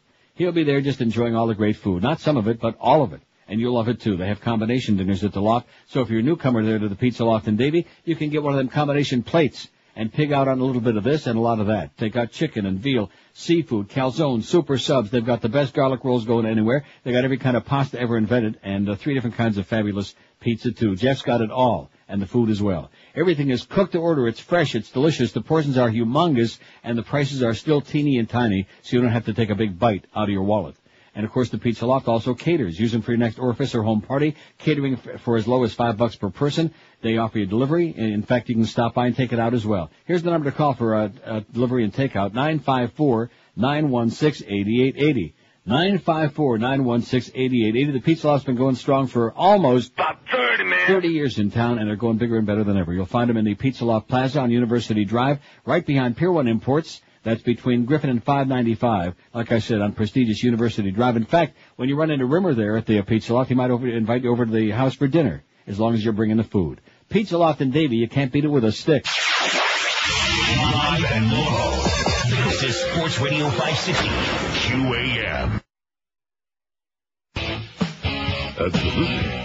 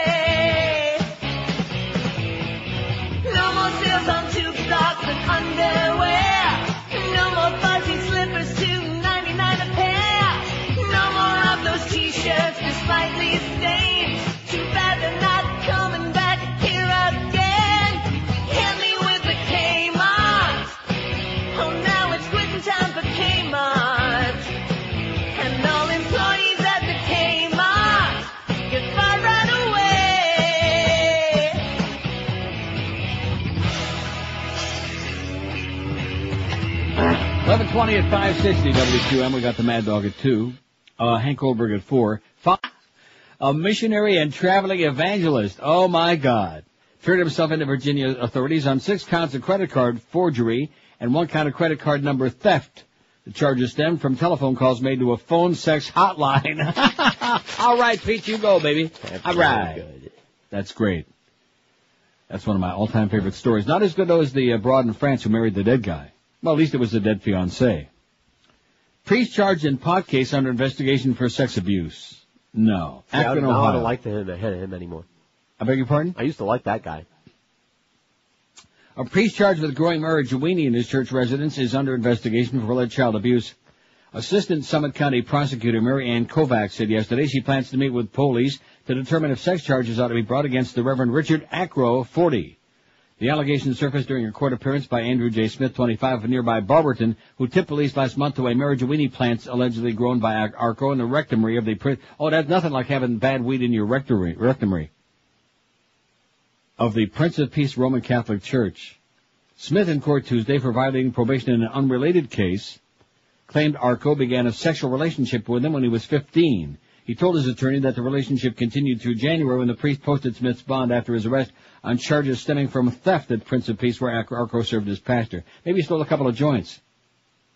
Over the years, Smith said in court, Arco showered him with gifts, money, and drugs in exchange for... Sex.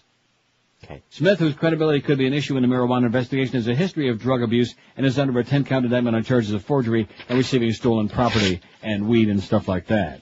Oh, speaking of that, what a great segue. Man, I better take some calls. I'll get some more movies on here. They're going to start getting pissed off. But, first, University of Miami football recruit Willie Williams. Now let's get to the important stuff. Right. Here we go. Forget about all this other crap. Right. Willie Williams is going to be hosting his own show on this station every morning, 8 to 10. Unless Joe Rose gets that contract by the end of the week, Greg, you idiot.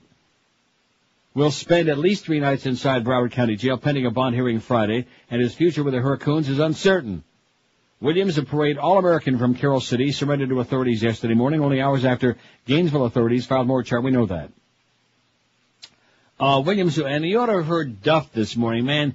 I'm going to tell you, our operations manager, I can't even believe it. Duff hates you. Defending Willie. Well, all he did just like, the boys will be boys with the fire extinguisher up there. And I said, well, he was arrested on theft 10 times in the past 5 years, a violation of probation, and then, of course, that girl he grabbed, he met her the night before. Yeah. And, anyway, his probation was set to end today, but he couldn't wait. He's fine, said Williams' lawyer, Paul Lazarus, who accompanied him to the jail. Obviously, he'd rather not be where he is, but he's going to make the best of the situation. He's going to have a great time in there. Oh. On Lazarus' advice, family members declined to comment. Williams, 19, began his jail stint in Broward's downtown facility, 11:15 this morning, but in the afternoon he was transferred to North Broward Detention Complex in Pompano Beach. Yada, yada, yada. So there you go. Willie Williams, man. Set him free. Set Willie free is what we say, right? Good old rambling Willie. How's Bob Farrington doing? Who?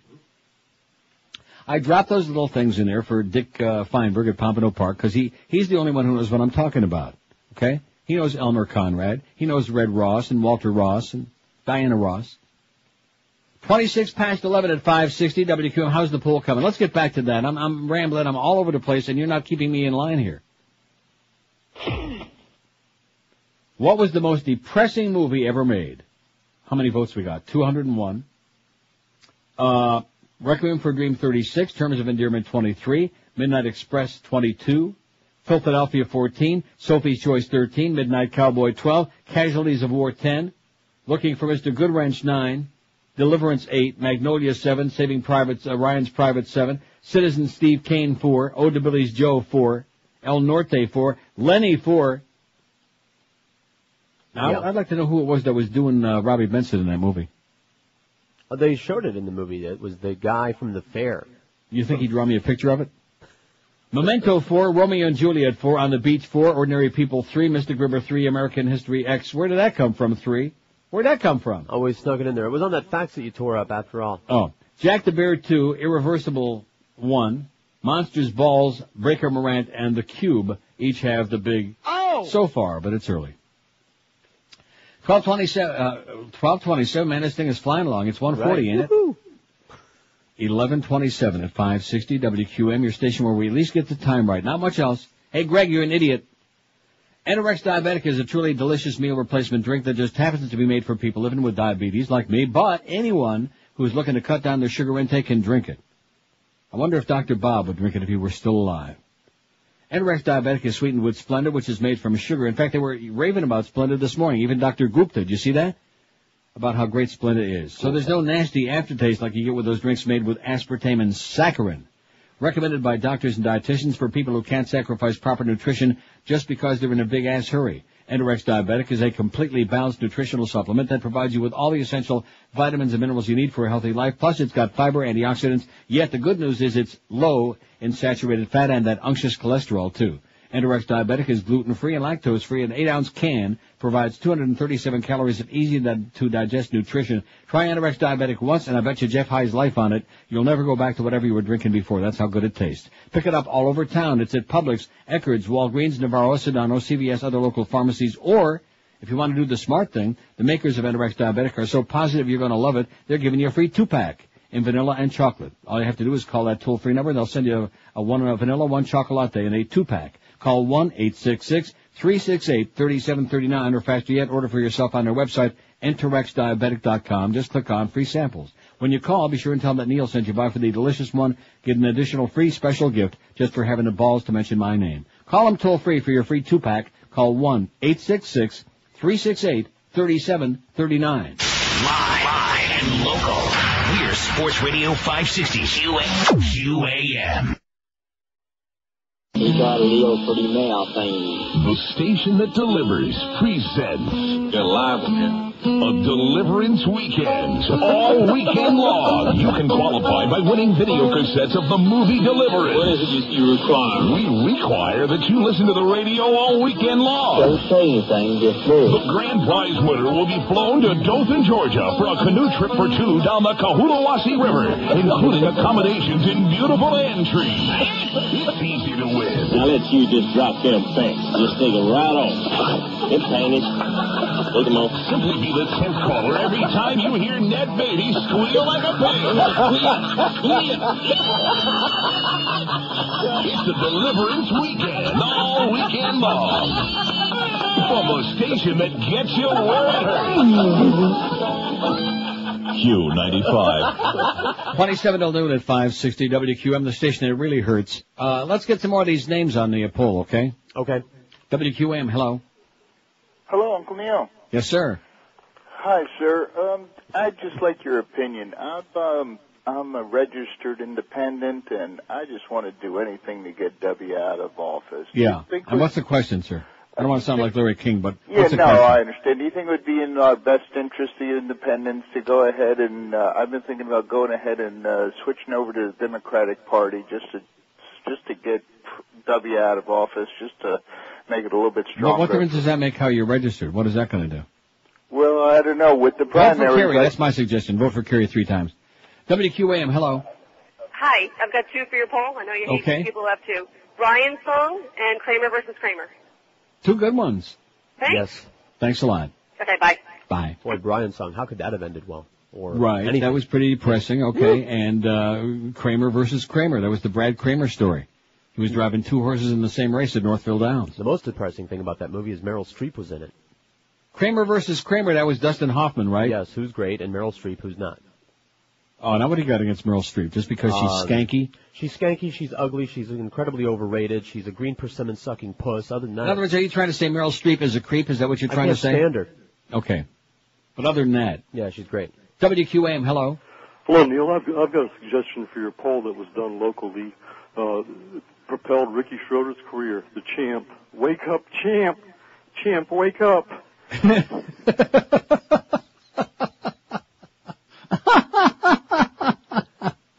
Oh, that was Sometimes great. you gotta wait a long time for a moment. Wow! I told you.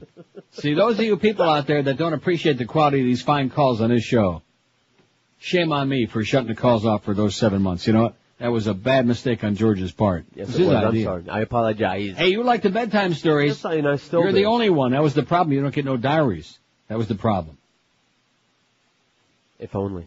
There's that asshole Scott Peterson. I don't care about that. Go on to something else, CNN, or I'll change the channel. Yeah. I'll even turn on MSNBC. How do you like? Oh, look at that. As soon as I threatened that, they got off him. They put Darren Kagan back on. She's cute. You like Darren Kagan? Who? Darren Kagan, the newsreader on CNN. She's perky and she's cute, but she's not offensive like Soledad O'Brien Schwartz. Oh, man. I hate to say this, but I really would like to beat her around the head and shoulders with I don't want to say baseball bat. That would be bad. Something not really sharp or hard. A wet noodle. Yeah, a wet noodle. Like, exactly. Like Duff Lindsay's penis. Study, women, wait till you hear this. Women over 40, biggest online gamers. Sorry, Duff, like Clarence's penis. What kind of games are they playing? Well, it says, think teenagers are spending all night long playing online games with a computer? Not the kind of games you're thinking of. Wrong, it says. Guess what? Wrong. It's their mothers burning the midnight oil. AOL released a study showing that U.S. women over the age of 40 spend nearly 50% more time each week playing online games than men and are more likely to play online games daily than men or teenagers. Teenagers are too busy looking at porno, playing with themselves and each other. Of those women over 40 who had formed online friendships, AOL said more than 20% converted those virtual connections into real-life relationships.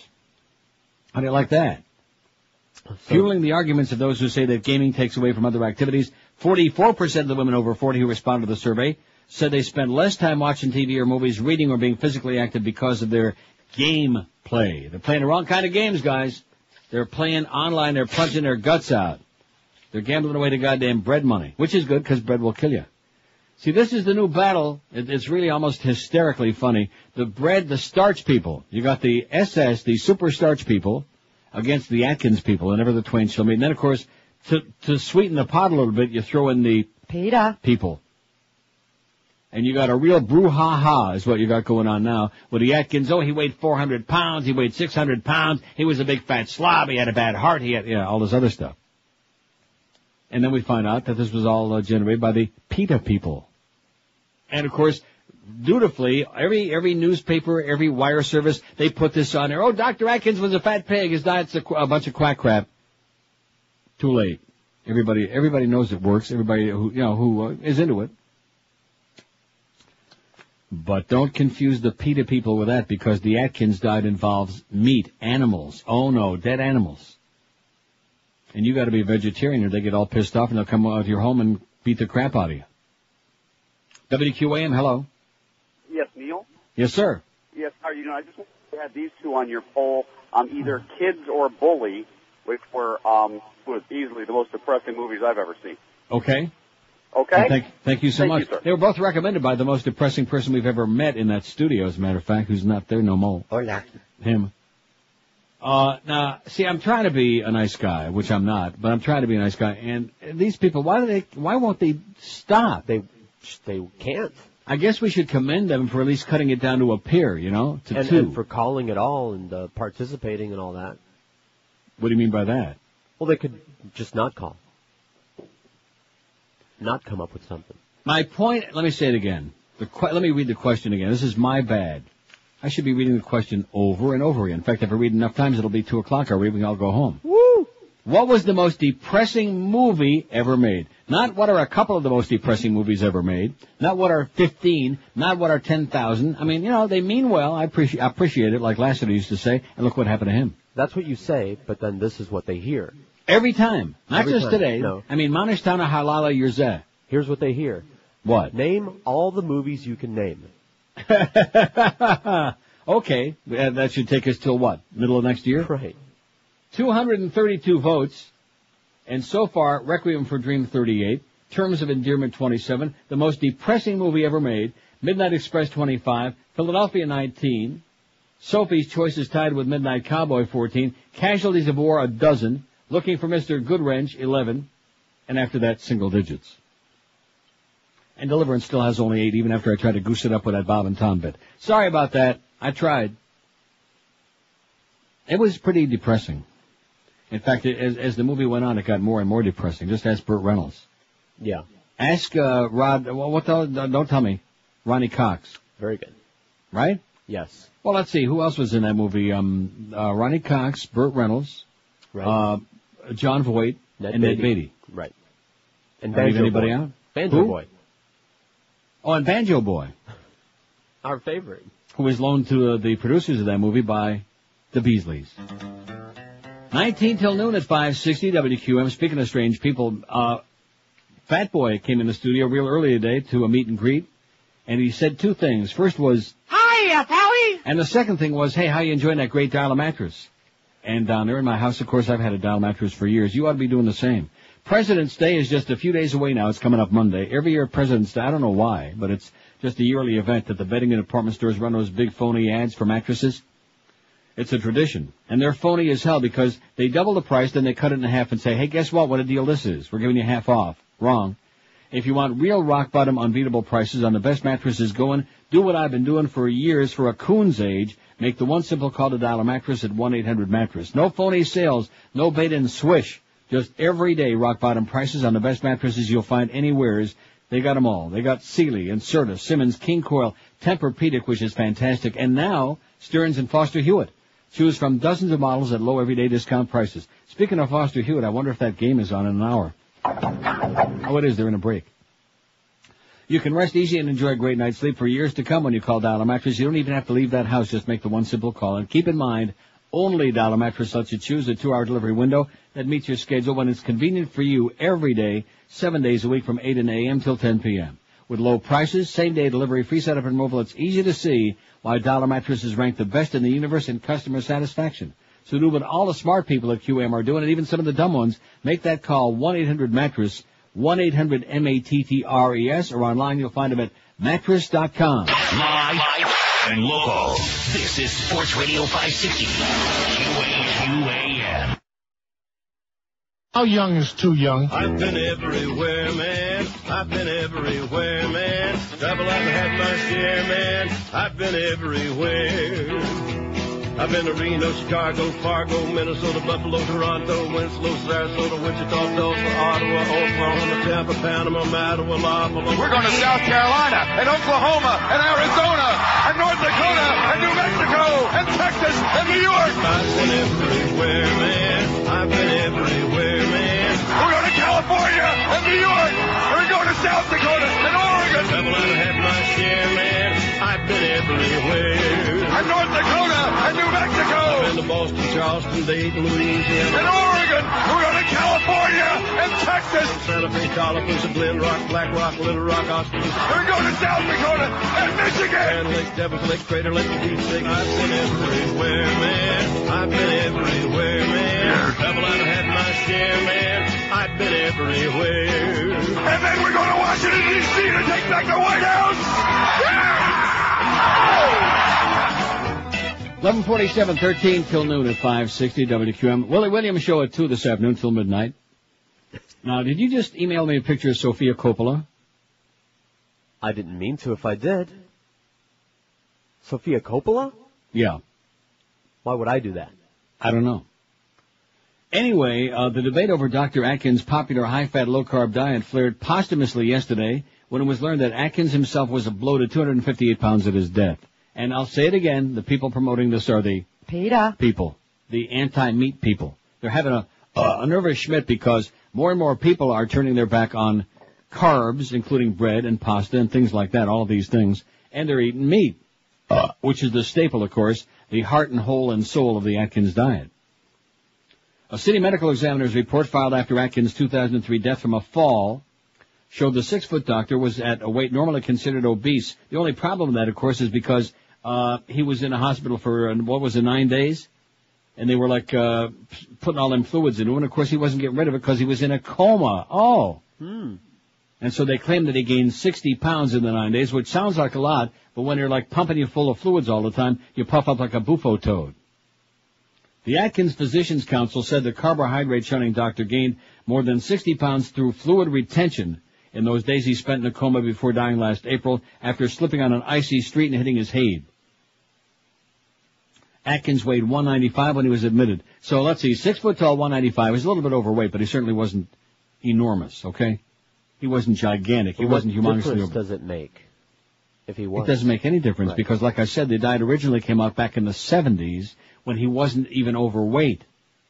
And the diet has helped zillions of people. How many million people? Absolutely. About 30, man. About 30 million people lose weight, and a lot of them, if they're smart, have kept it off. But, of course, the people who are a bunch of lunatics, a bunch of crazy people who want to force you to continue to eat vegetarian, like seaweed and the kale. Remember in Fatso he was eating kale? Yeah.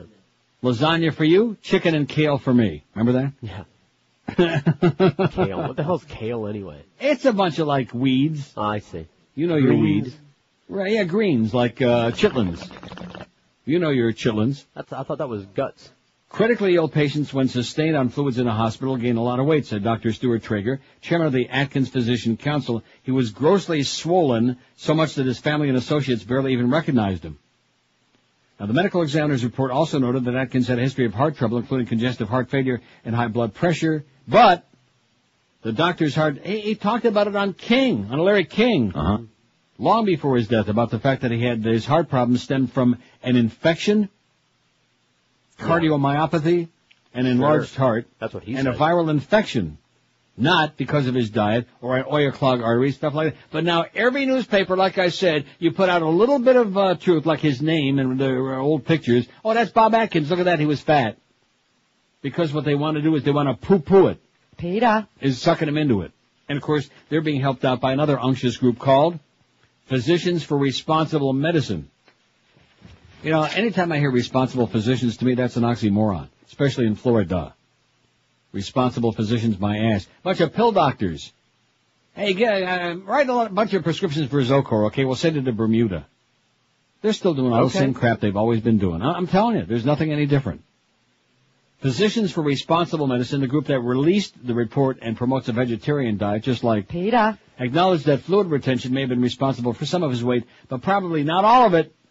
The group maintains that Atkins' diet poses weight and health risks to the millions who follow it.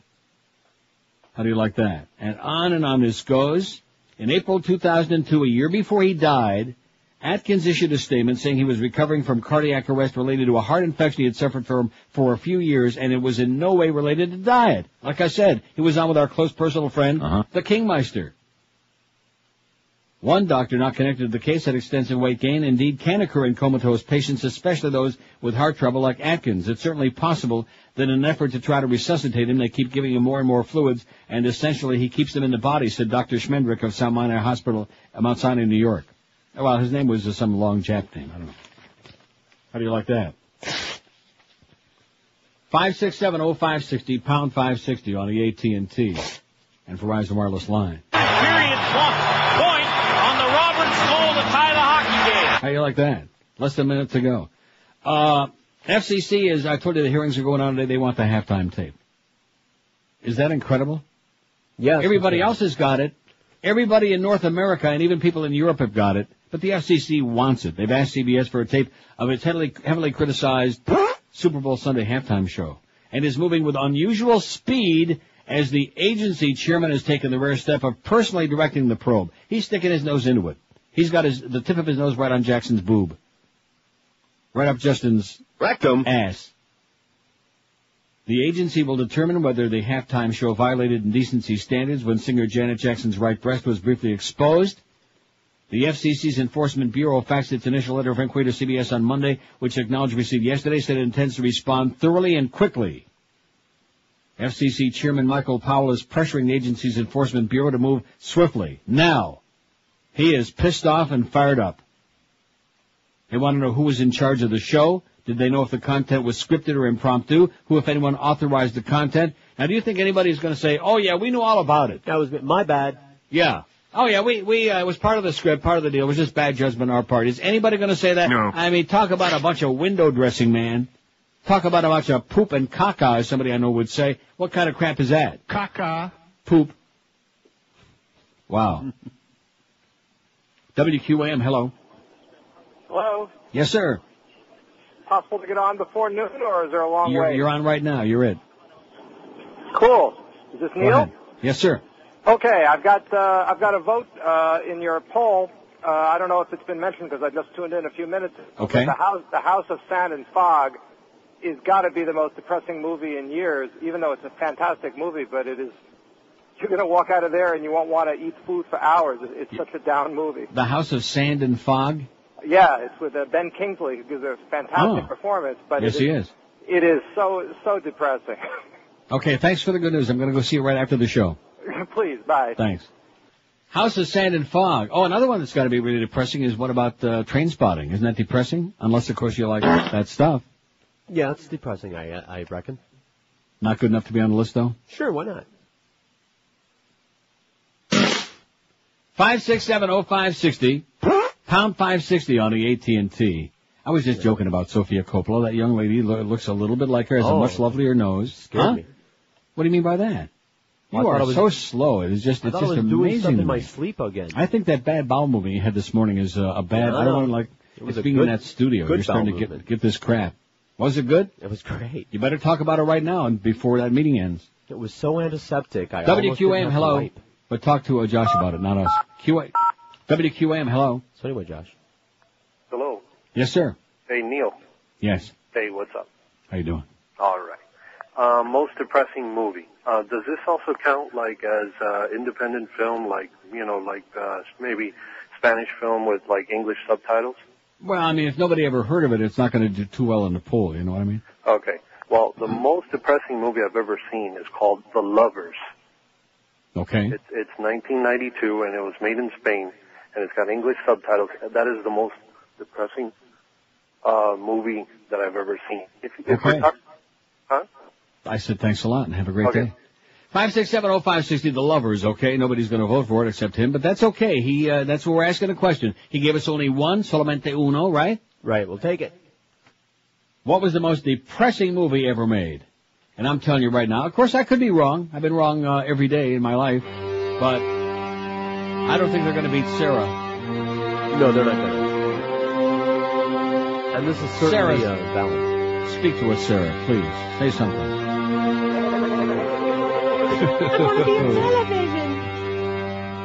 I want to be on television. I'm going to be on television.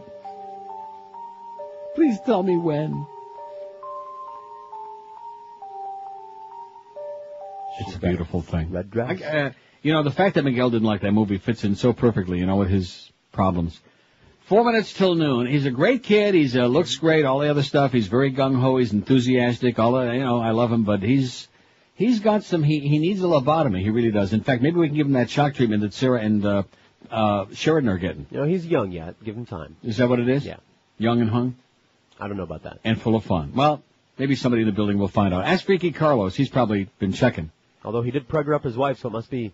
He must have something. Enough, yes. Maybe it's in a test tube. Anyway, here's something that's great, and that's Delights of West Boca. That's the number one low-carb, sugar-free store in the world. Speaking of Dr. Atkins, rest in peace, there are jillions of people all over this universe that are on the Atkins or some other low-carb diet. The South Beach diet, I'm so sorry I mentioned that because it's nothing but a cheap riff-off. But if you want to buy the book and read about a lot of local restaurants on South Beach that schmooze with the author, go right ahead and have a good time.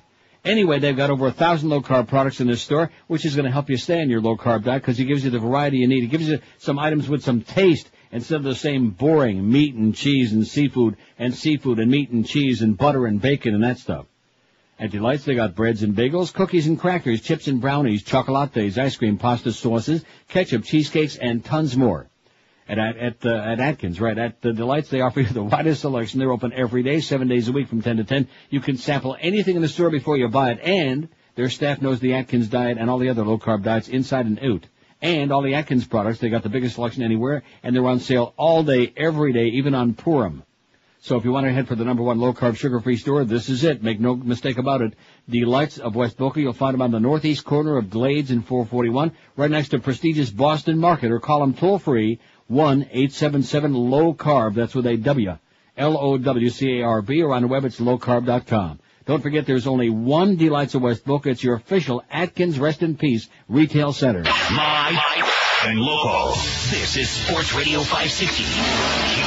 QAM. This is Steve Goldstein, but you can call me Geldy. Whenever I'm in town, I listen to... Wait a minute, I am in town. It's the 12 to 1 hour. Dot! It's gonna hit!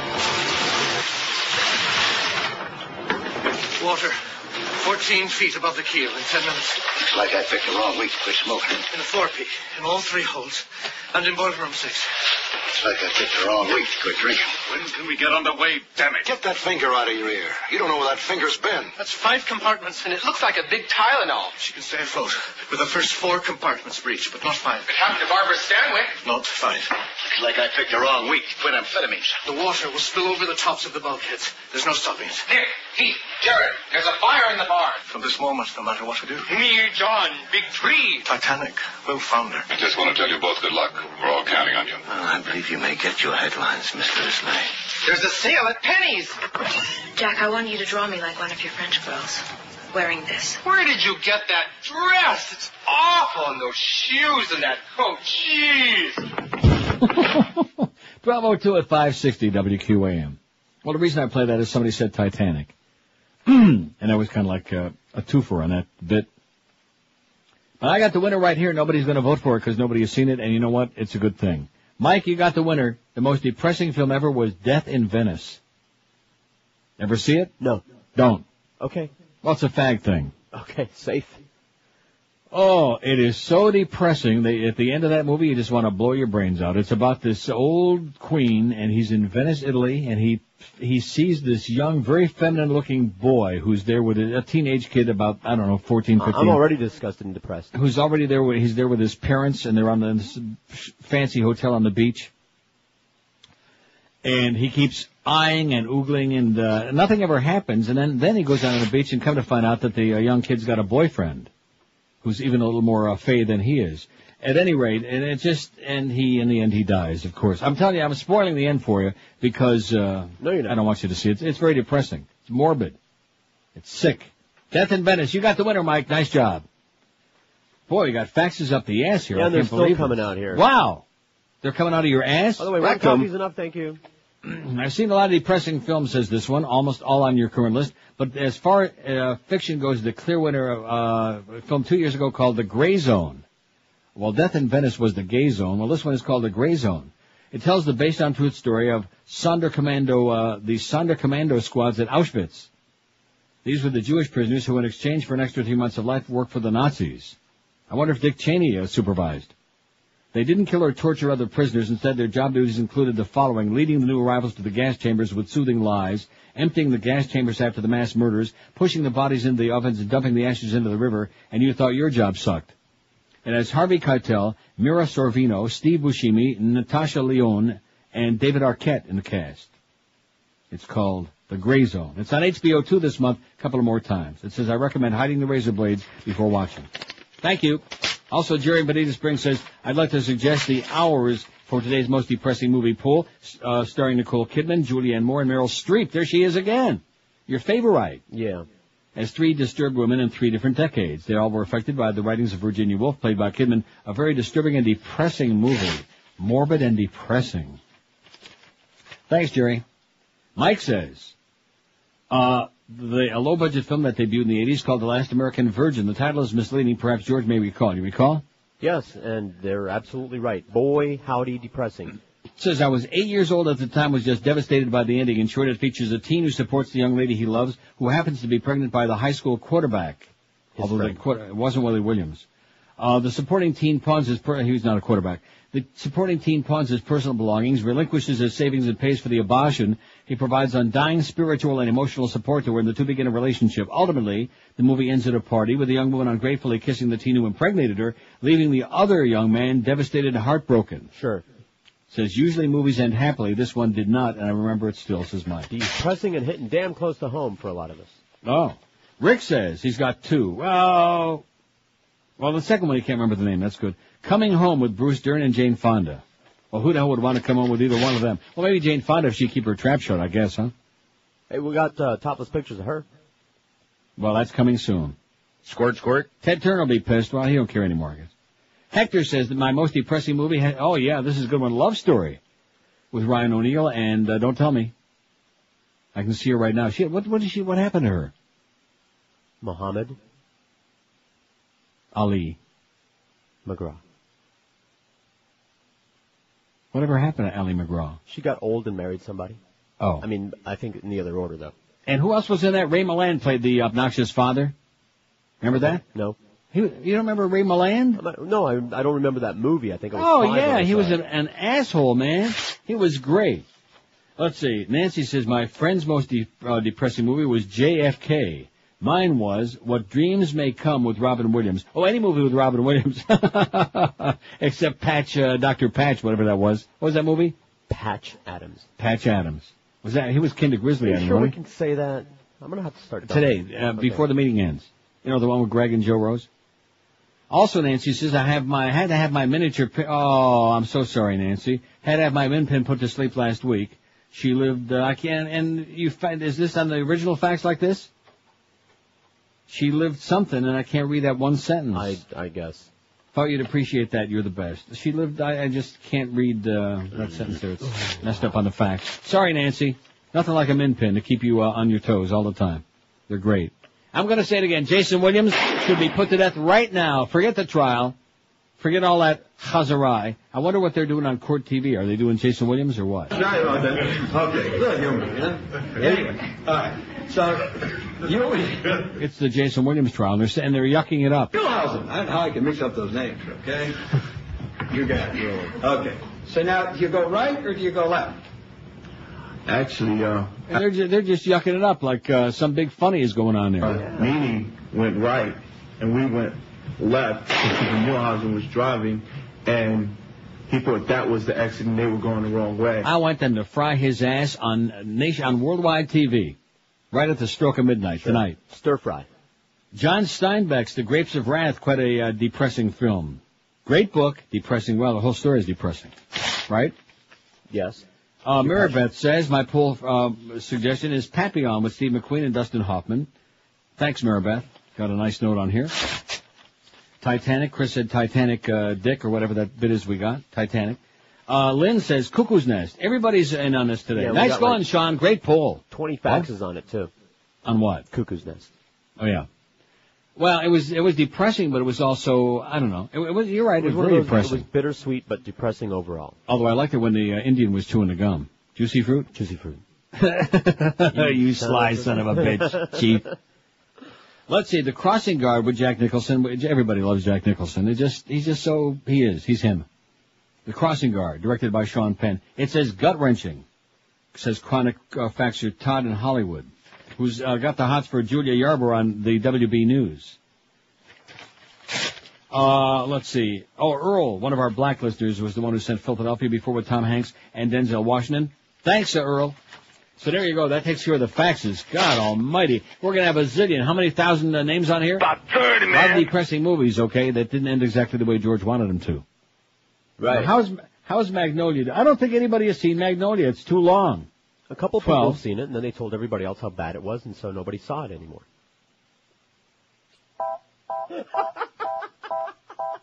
Asshole. This is an asshole, man. One is the loneliest number that you'll ever do. See, I finally got him to admit that he hated that movie. All of these months, man, you were sucking up, pretending you liked the movie. Hey, you're not the only one that can just make stuff up. What does that mean? You make stuff up all the time. Such as? Like, I like Midnight Express because of all the prison faggery, for example. Just well, recent. Valley of the Dolls, the Sharon Tate story was on A&E last night. Oh, I've seen that about a million times, the Sharon Tate story. Valley of the Dolls. That's depressing. How come Charles Manson's still alive? I know they didn't have the death penalty or whatever, yada, right? Isn't that what he was? He was a musician because he had some songs. Oh, that's right. And his sister Marilyn was pretty good, too. Most depressing movie, Born Free, says Phil in Mudgate. What the hell was that about? The Lions. Oh. Yeah, I knew it was an animal story. Elsa the Lion. Ethan says the most depressing... Oh, speaking of that, here's another one. Old Yeller. Yeah. What's more depressing than shooting a dog? I don't know. Ask Justin Williams. Jason, whatever his name is. Where will the Republicans put their campaigns? Big dog. Maybe they'll stick it in your butt. Little dogs. Some of the main goals of a conservation officer. Oh, they're in a break. I thought maybe Jason was going to shoot another dog there. Right on TV. Right in the courtroom. You're telling me that nothing happened? Let's see. P.S. It says from Ethan, the picture Jennifer Connelly should have been for the dildo scene from Requiem for a Dream. Oh, that's coming. We got a lot of time. We'll have a different one every day. Sure. Okay, right? But Ethan brings up a good point. Like, what is that? We're trying to do something nice here, spruce up the website to give people something like a little charge, whatever it is. And we're going to have a lot of second guessers like Ethan saying that you should do this and you should do that. I think Ethan should start his own website and put pictures on there. Well, you stop picking on Ethan. He just is a suggestion. That's all. Yeah, suggest this. He wants ass to ass. So maybe his to yours. How do you like that? He's got a big instrument. He borrowed it from Celia Cruz. She don't need it no more. See, if you'd stop picking on Celia Cruz, our Latino audience would come back. We'd have a 40 share in the next book. I'll tell you right now. I ain't gonna do it. Ain't gonna do it? I ain't gonna. We love Celia Cruz. She'd be the best. She's no Freddy Cruz. 12 minutes past noon at 560 WQM. I'll tell you who's the worst, and that's Todd Dreck, man. When they invented that word Dreck, there's a picture of his name right next to it. Last time you looked at it, guys, you decided it just ain't what it used to be. It doesn't impress women. Definitely doesn't last as long as it used to. And, of course, we're talking about your paycheck, of course. Yup. Call Fast Train toll-free at 1-866-FAST-TRAIN. Why the hell they pay him money? I have no idea, you know? He must have naked pictures of those people. See. Call Fast Train toll-free at 1-866-FAST-TRAIN to start a brand-new high-paying computer career. In just 4 short months, Fast Train can help you get yourself a new career with a new life. And a big fat one, too. A big fat paycheck. Georgia wore you a big fat one, and you can smoke it to celebrate. The demand for computer professionals is growing like crazy, and it's just no end in sight. So pick up that phone right now and get out of your dead-end job. Get out of that rut that your life is stuck in. Call Fast Train at 1-866-FAST-TRAIN. And with 7 locations around town, there's bound to be a campus nearby you. Fast Train offers job placement, financial assistance for people who qualify, and with day, night, and weekend classes, there is no excuse to be working for peanuts no mo. If you're registered now, you can have that new high-paying career. It's the middle of February. Let's see, May. Doesn't May come after February? March. August. Let's see, September. March, April, May, June. Like I said, by the middle of June. So call Fast Train now, and you can have a really big, impressive paycheck, too, and a real life, and maybe get lucky as well. Call 1-866-FAST-TRAIN, or check them out on the web at fasttrain.com. Live and local. This is 560. The radio's all yours now. QAM. You depress me. You say I'm right, and then you always second guess me. Oh, what a letdown.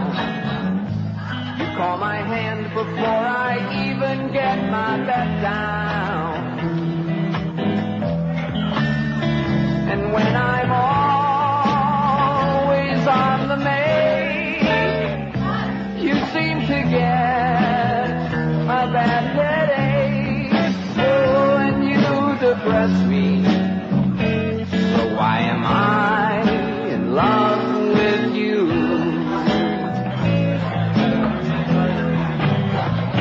Oh, in a kitchen, you never thought 3-course meal, so quit your bitchin'.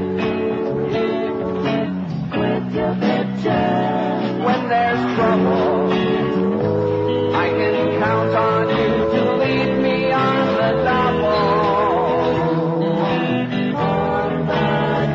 When I see you, I fall in love. So why am I covered with rust? Oh, and you depress me. So why am I in love with you? In love with you.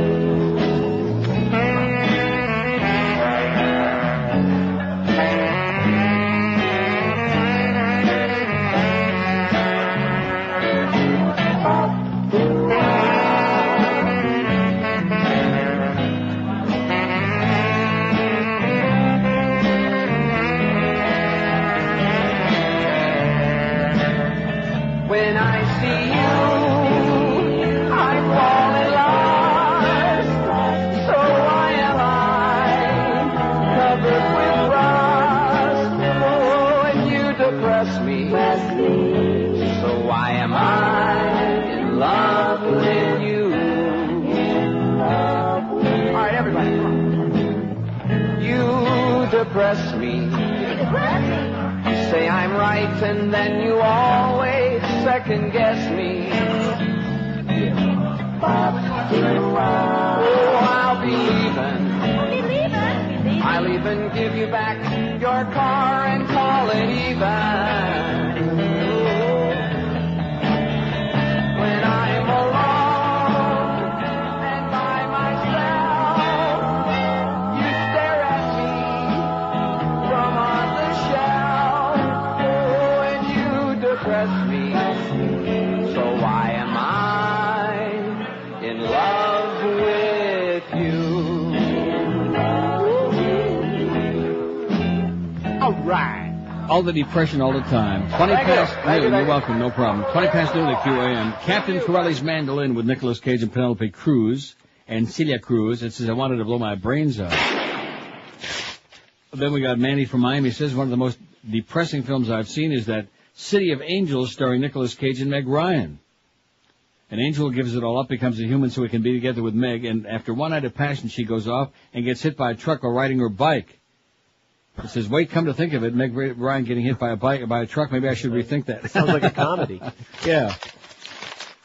Sad movie, says Jennifer in Boca. E.T., I cried my eyes out. P.S. Christian is a douchebag. Here's one that says, Bowling for Columbine was depressing. Needed to be made and watched it, but it is depressing. Absolutely correct. Hands down winner, says this fax, A Beautiful Mind. Correct. Well, we got a good list here going, you know. We got it. Here's the double-digit one so far. What was the most depressing movie ever made? We'll start from the bottom. Deliverance 10, American History X 11, Casualties of War and Magnolia each have 12, Saving Privates, Ryan's Privates 14, and Looking for Mr. Goodrange 14, Sophie's Choice 15, Midnight Cowboy 18, Brian's Song 25, Philadelphia 29, Midnight Express 31, Terms of Endearment 34, and Requiem for a Dream, all right, 49. You know, I never saw Kicking ass. Terms of Endearment, as famous and highly touted as it is. Yeah. Did you? Wasn't that with Shirley MacLaine? See, and Jack Nicholson. Didn't see it. Neither. Now, that wasn't the ones where she was doing her thing on the bed, was it? No, that was Being There with Peter Sellers. Oh, she was doing it on the bed and on the floor and all over the place. And he liked to watch. Right. 5670560, pound 560 on the AT&T and Verizon wireless line. Here's that famous line 9 again, QAM. Hey, Neil, how you doing today? Pretty good, sir? You got to put beaches on that list. Okay. And as far as Jason Williams, how the hell is he allowed to even possess a gun until all the rest of it comes down? Exactly. You know? What a douchebag. Because he's in the NBA. Thanks a lot, Pally. Because he's a big NBA star, man. That's why. Nobody's going to mess with his piece. Boy, they sure do a lot of commercials on the on Court TV, you know? Every time I flip over there to try to, just put a little bit of it on the air, I'll guarantee you one thing. If I flipped over to Playboy TV right now, there wouldn't be no commercial. Well, the thing with Court TV is they hate to interrupt any real court action, so they wait for a lull, then they cram a bunch of spots in there. I see. Well, there's no lull in the action on Playboy TV right now.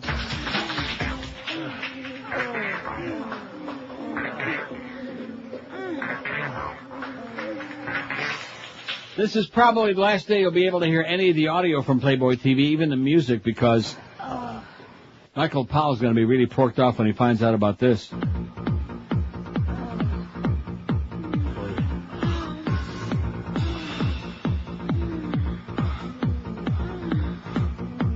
$5670560, pound 560 on the AT&T and Verizon wireless line. Well, I'll get a little of that trial on again. If and when it ever comes back on. There it is. Okay. Okay. Okay. You want to see Tagliaboob on C-SPAN? Okay, now. He's on what? C-SPAN. C-SPAN? How the hell can I do that? I don't got no C-SPAN. I don't know what channel it is here on the cable. I don't want it. I want to see Jason Williams get what he's got coming to him. I'm looking over the area, basically. And what are you looking over area again? The medics are there. You've already done that. What do you do then? Again, I'm looking at the area, and that's when I'm just making mental notes. See, maybe somebody in this audience can explain to me why this man wasn't charged with a crime, or if he was, what the hell happened with shooting his dog and killing a dog. Can somebody explain that to me, please? Sports. WQAM, hello. Hello. Yes, sir. The worst movies. The most depressing movies. You gotta give me Castaway and The Green Mile. Both Tom Hanks flicks. Okay, thanks, amigo. Castaway and The Green Mile. He did too, but that's okay. He meant well. Unlike Jason Williams. Names, as far as all the individuals that were. This is Trooper Melvin Sanders who responded to the crime scene. Did you see Mr. Williams? You said you went in, you went around the room, and later you went back to collect the names. Mm-hmm. Okay, so what I'm trying to get at is, before you went in to get the names, did you see Mr. Williams in the bedroom? Was he in the bedroom? Right. No, sir. Did you ever see Mr. Williams in the bedroom? From that point, yes. At the point when I brought Mr. Williams back into the bedroom. You brought him from the dining room back into the bedroom? Yes, sir. Okay, so now, before that, you would only talk to him for one quick second before you went in to see Milhausen. Isn't that true? Quick seconds, yes, sir. Right, okay. So you went in to see Milhausen. Now you bring him back in the bedroom. Now you can tell me what... You know what I think is going to happen to Jason Williams? What do you think is going to happen? Nothing. Oh. Yeah, you're right. Let's see. Here's one from Mark and Stevie. Here's our picks. The Conformist, Italy, and Easy Rider USA. The conformist to tell, well, we don't want to put Italian movies on there, do we? Nobody's heard of that. You ever hear that movie? No. No. Easy Rider. As far as pirate radio, how's about a pirate woodpecker to jam all those lousy radio stations back to the Stone Age? Thanks, Mark and Stevie of the highly rated pirate radio show. 5670560, pound 560 on the AT&T and Verizon Wireless line. 1226 at QAM. Hey, if your carpets look like they just came from the Stone Age, if they need a little bit of help, call the people at Dry Concepts. Please do yourself a favor. Don't just go to the Yellow Pages and play Russian roulette with those expensive carpets, because you'll be real sorry that you did. Dry Concepts is the best in the business at bringing your carpeting back to life and looking just like brand new. That's why I've used them in my homes for over 20 years and why they've been around in town while the others have come and gone like crazy. Using Dry Concepts, certified trained technicians that'll dry clean your carpet just like they dry clean your carpeting. They leave them looking just like brand new, vibrant in color, soft to the touch, smelling lemony fresh. They're dry in a couple of hours. It's like a miracle performed right there in your house. And they do a stupendous job on your area rugs, on your furniture, your drapery, your upholstery, all of these things.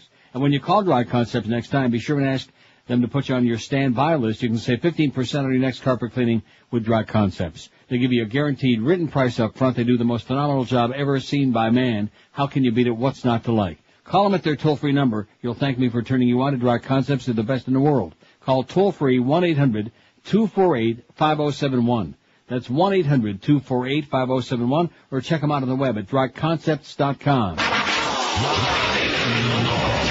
We're Sports Radio 560 QAM.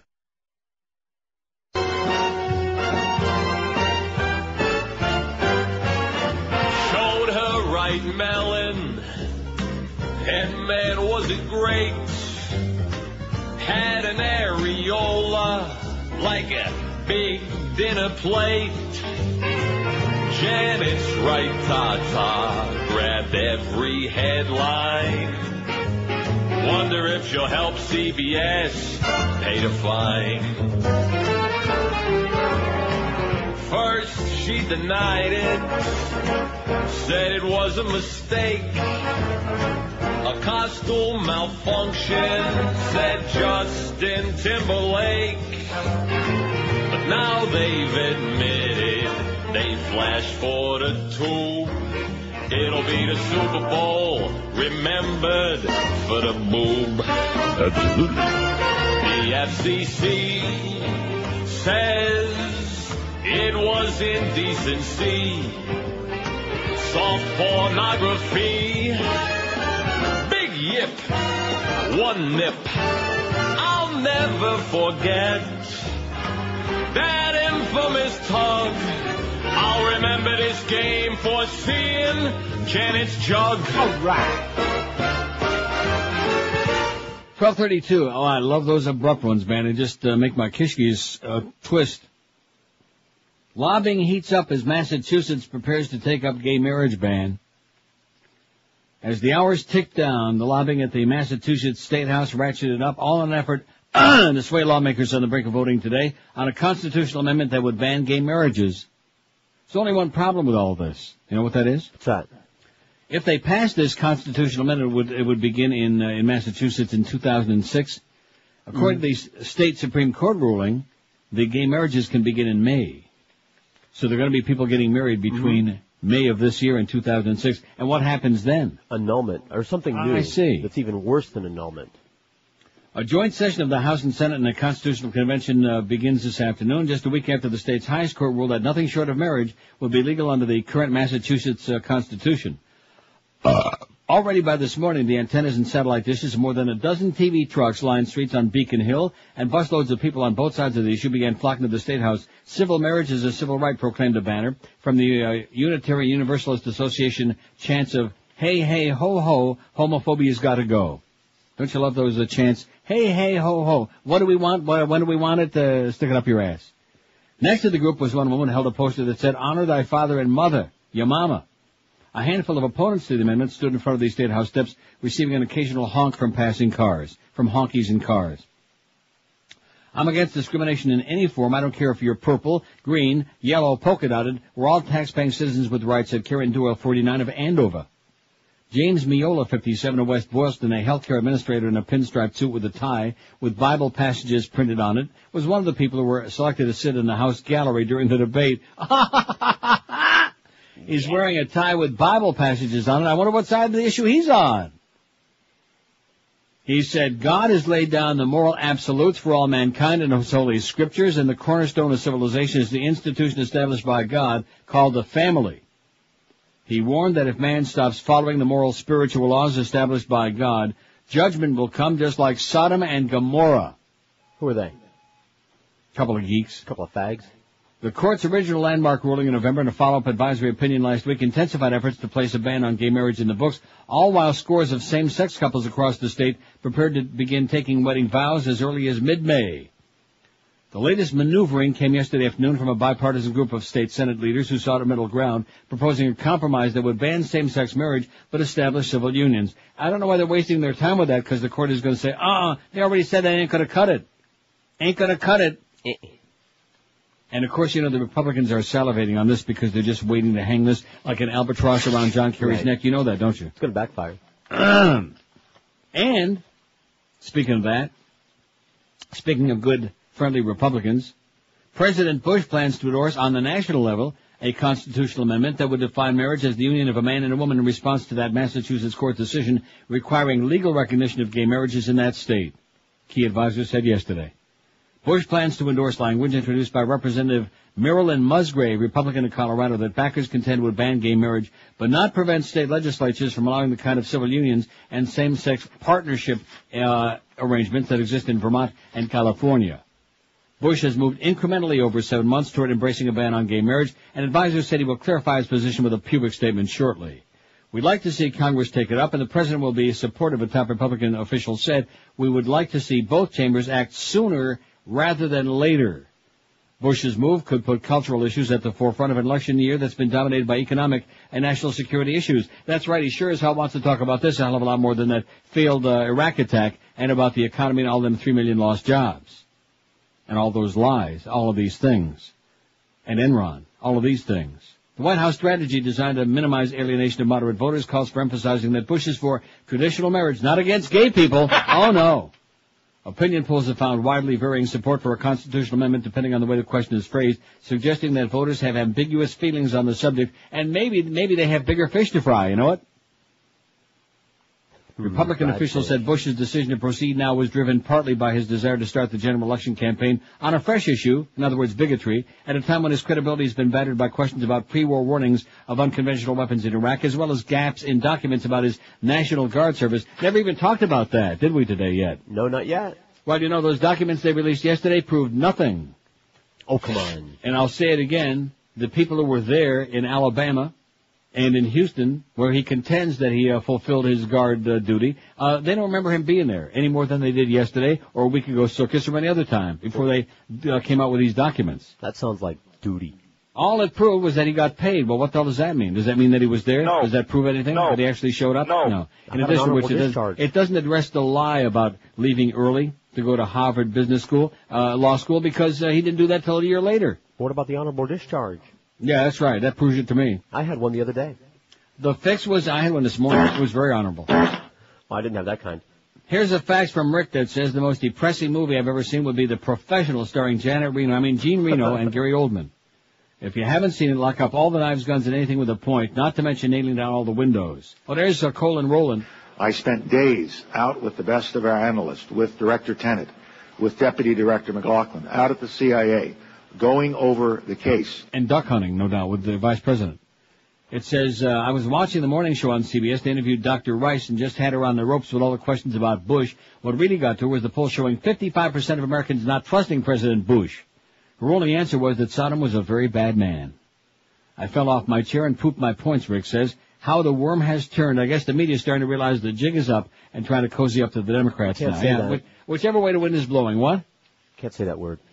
What? Democrats? 5670560. We're looking for the most depressing movie of all time. WQAM, hello. Yeah, speaking Neil. Speaking. Oh, I got a movie for the poll. Go right ahead. Bang It Drum Slowly with Michael Moriarty and and Bobby De Niro. What is it? Bang Yourself Slowly? No, Bang the Drum Slowly. Oh. It was Okay. it was a remake from a one of those live TV things when I'm as old as you are, when they did live TV. Well, it must be depressing because it sounds like you're still a little bit morose about it. Okay, thanks a lot, Pally. Have a great day. Yeah, he did say bang yourself slowly. He was being a little bit funny there. Don't you understand? Little, not real funny, not a hysterical fall down funny. He said. Right. 5670560, pound 560 on the AT&T and Verizon wireless line. Requiem for Dream, maybe uncatchable, 54. Terms of Endearment, 35. Midnight Express, 33. Brian's song's got About 30, man. Philadelphia, 29. Nobody else, no low contender with the other one so far. Better do the break, right? While Colin Powell is saying obligations as contained in 12 years of UN resolutions. Yeah, they sure got to him, boy. Talk about a sellout. In the morning that one day, he says, well, you know something? They didn't find any weapons. If I'd have known that, we wouldn't have gone to war. It was bad information. We got bad advice. And then all of a sudden, by noon, bada beep, bada boop, he's singing the right tune. Are all his I guess somebody made him an offer he couldn't refuse. What? Are all his family members, accounted for? Well, we know where his son is. Yeah. Kevin Spacey, it says the worst. Pay it forward. Oh. Seen it? Yeah, I'm sorry to say.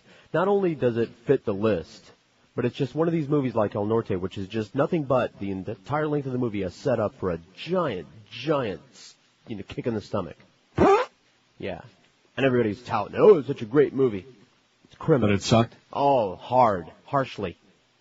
Bob in Fort Lauderdale says, Jennifer Connelly is the backdrop on my computer when the corporate snoops aren't around. Great choice. Also, he says Full Metal Jacket, depressing. Yes, indeed. It was depressing? Yes, it was.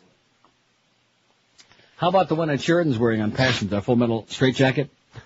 19 to 1 at 560 WQM. Guys, Valentine's Day is this Saturday. It's only a couple of days away, but you still have a chance. You still have time to do the right thing. Hope you're not thinking about giving the same old tired flowers or candy this year, unless you're planning on getting nothing in return like you usually do. Here are 3 words you need to remember. Vermont Teddy Bear. Send her a Bear Gram at work, the Loverboy Bear, the Love Bandit Bear, the new All-Star Valentine dressed like a sports fan. When it gets there, she'll be completely surprised and shocked, and all of her coworkers will think you're the greatest guy because you sent her such an original, thoughtful gift, even if you're a schmuck. Then maybe she'll give you the gift that you're hoping and praying for. So just call 1-800-829-BEAR. And a friendly bear counselor will help you choose the perfect bear for your Valentine, delivered with the free chocolate in their famous gift box. And there ain't nothing better than a gift box. It only takes 5 minutes to order. Overnight delivery to the home or the office is guaranteed. And like I keep telling you still have time. So call 1-800-829-BEAR or shop online at VermontTeddyBear.com. Send your Valentine this year the creative alternative to flowers or chocolate. That's 1-800-829-BEAR, and be sure and tell them that old Neil told you to call. 1-800-829-BEAR. Live and local. This is Sports Radio 560 QAM. Coming up tonight on Inside the Behind the True Hollywood Celebrity Music Biography Profile Story. They were the daughters of famous rock stars from the 60s. And boy, can that make it difficult to succeed in the music industry. Not. They were Wilson Phillips. Hold on for one more day. Look, I don't want anybody thinking that, I just don't want anybody thinking. China Phillips, daughter of the mamas and the papas, Papa John Phillips, formed Wilson Phillips with her friends Carney and Wendy Wilson, daughters of Beach Boy Brian Wilson. Wow, Beach Boy Brian Wilson. Try saying that 3 times fast.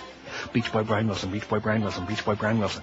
Hey, I did it. All I'm saying is that the music industry is really hard. I mean, it didn't matter who our parents were.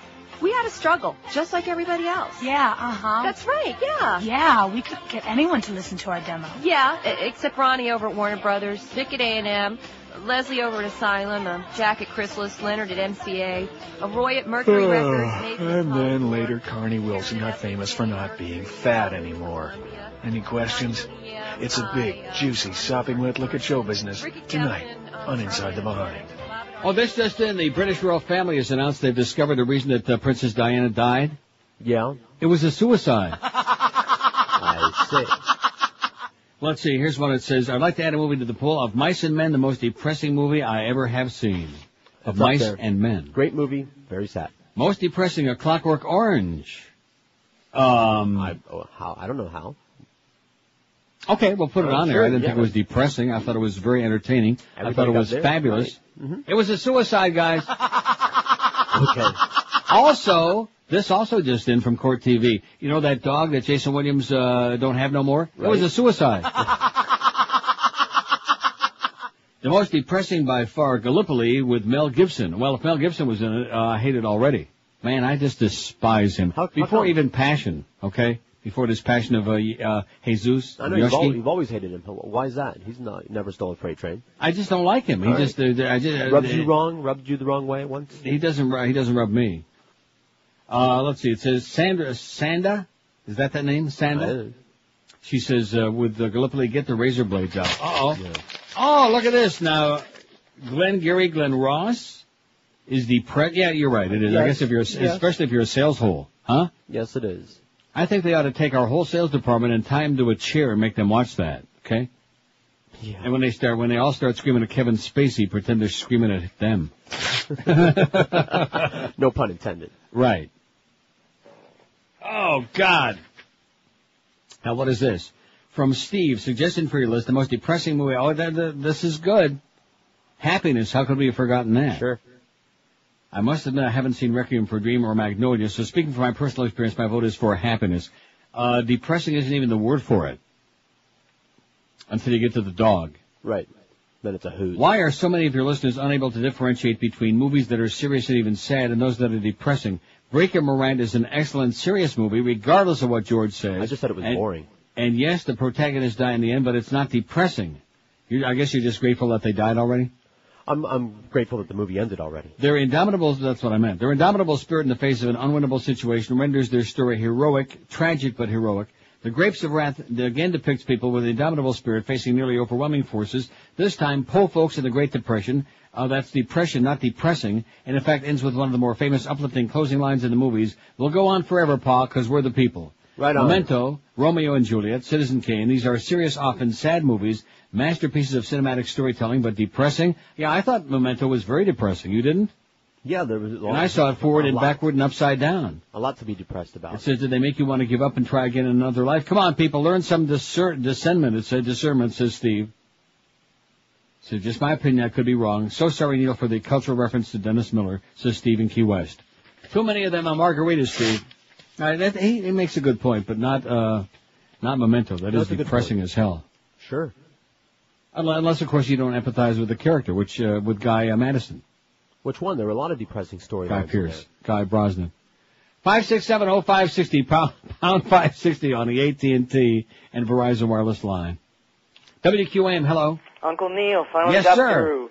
I have one for your list. I cannot believe anyone didn't pick this movie. It's a no-brainer. The Deer Hunter. Yeah. Suicide inducing.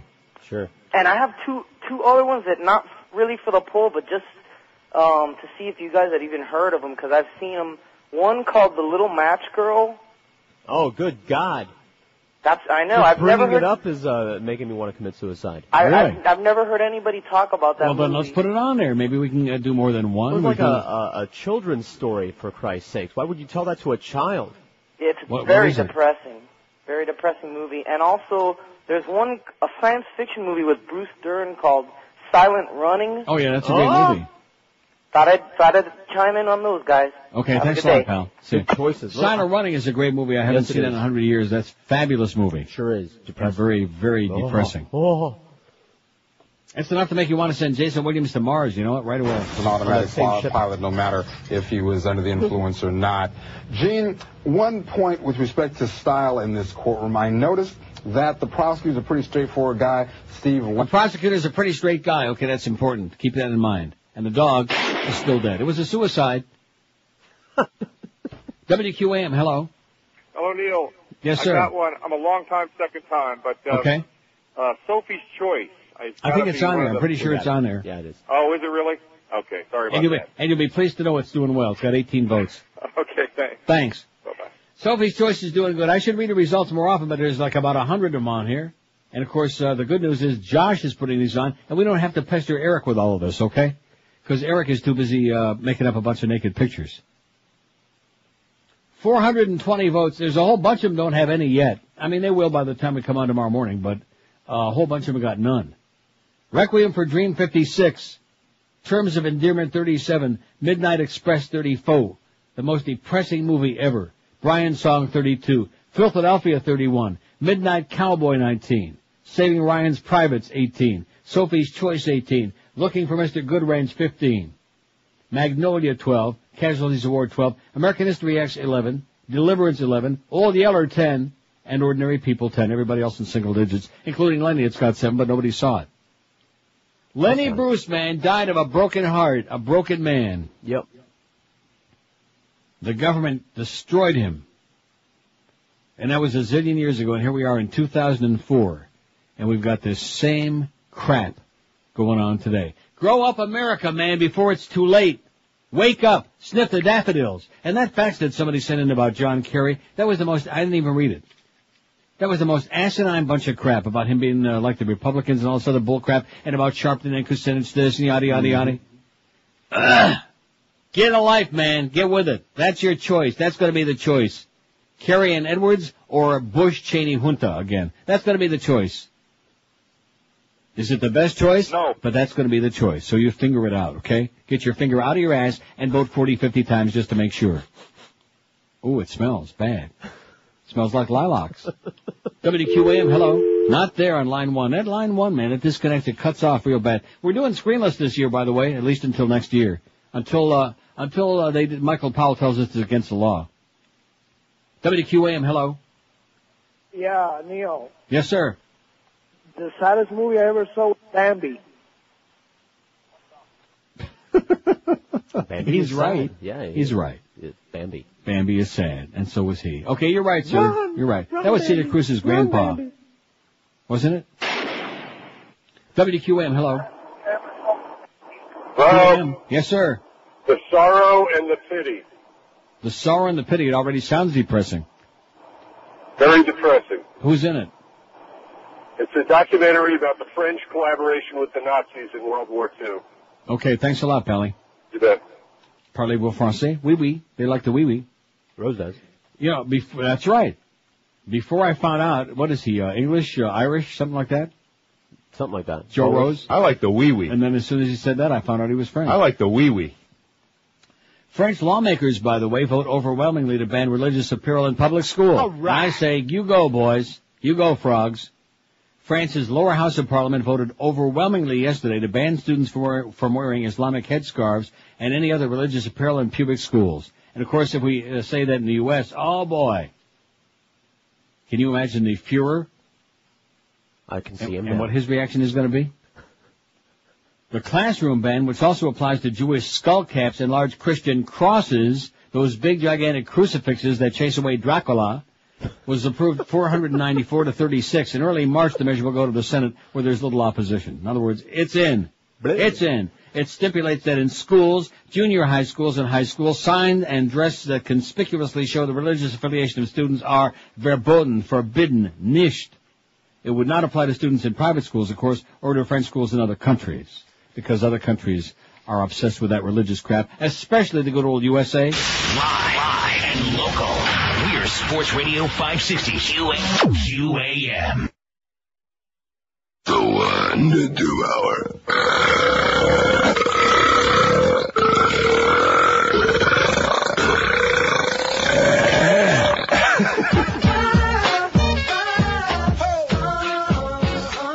Now listen, I want to try something right now.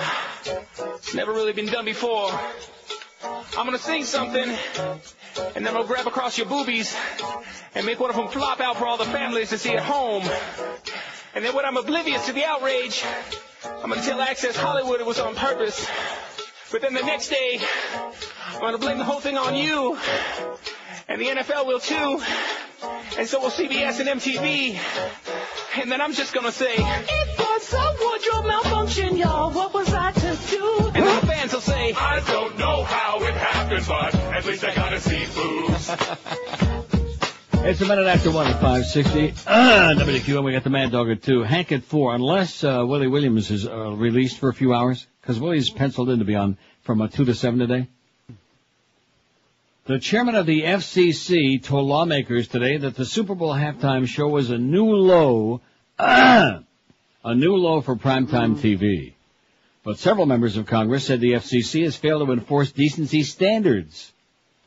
Testifying with the other 4 commissioners before the Senate Commerce Committee, Michael Powell, the unctuous one, said the FCC was investigating whether the show, which ended with Justin Tinkerbell tearing off part of Janet Jackson's top and exposing her right breast to 90 million TV viewers, violated indecency laws. The now infamous display during the Super Bowl halftime show, which represented a new low in primetime TV, is just the latest example in a growing list of deplorable incidents over the nation's airwaves, Powell said. Deplorable incidents. Yeah, I'm deplored. The FCC has received more than 200,000 complaints about the halftime show, probably a lot of them who were complaining they didn't see the other breast. Powell said the commission has aggressively gone after indecency violators and would start doing more, including fining broadcasters for each incident rather than each program and revoking licenses of some serial violators. We definitely need increased enforcement authority, Powell said, but at a House hearing later in the day, lawmakers slammed the FCC's enforcement efforts to date. The FCC has many numerous tools to enforce these important policy requirements, including the ability to revoke a station license, said Ed Markey, a Massachusetts Democrat, yet it's increasingly clear the paltry fines the FCC assesses have become nothing more than a joke. Last year, Markey said, there were 240,000 complaints about 375 different programs. Only 3 notices went out. There's real no deterrent effect left, Markey said. This is especially true of the multi-billion conglomerates that control a multitude of stations.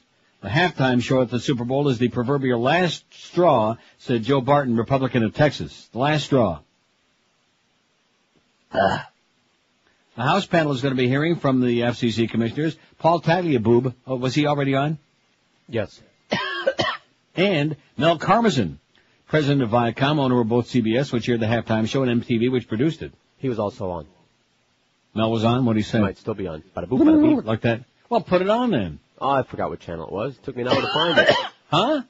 In this district and all my colleagues Michael to demonstrate a commitment to our retirees and join it. Mel's done. That has nothing to do with it. No. CBS gave everyone on the FCC, everyone in Congress, every parent's organization, every parent a slap in the face and said, go to hell, said that right-wing obnoxious L. Brent Bozell III, the turd. You turd.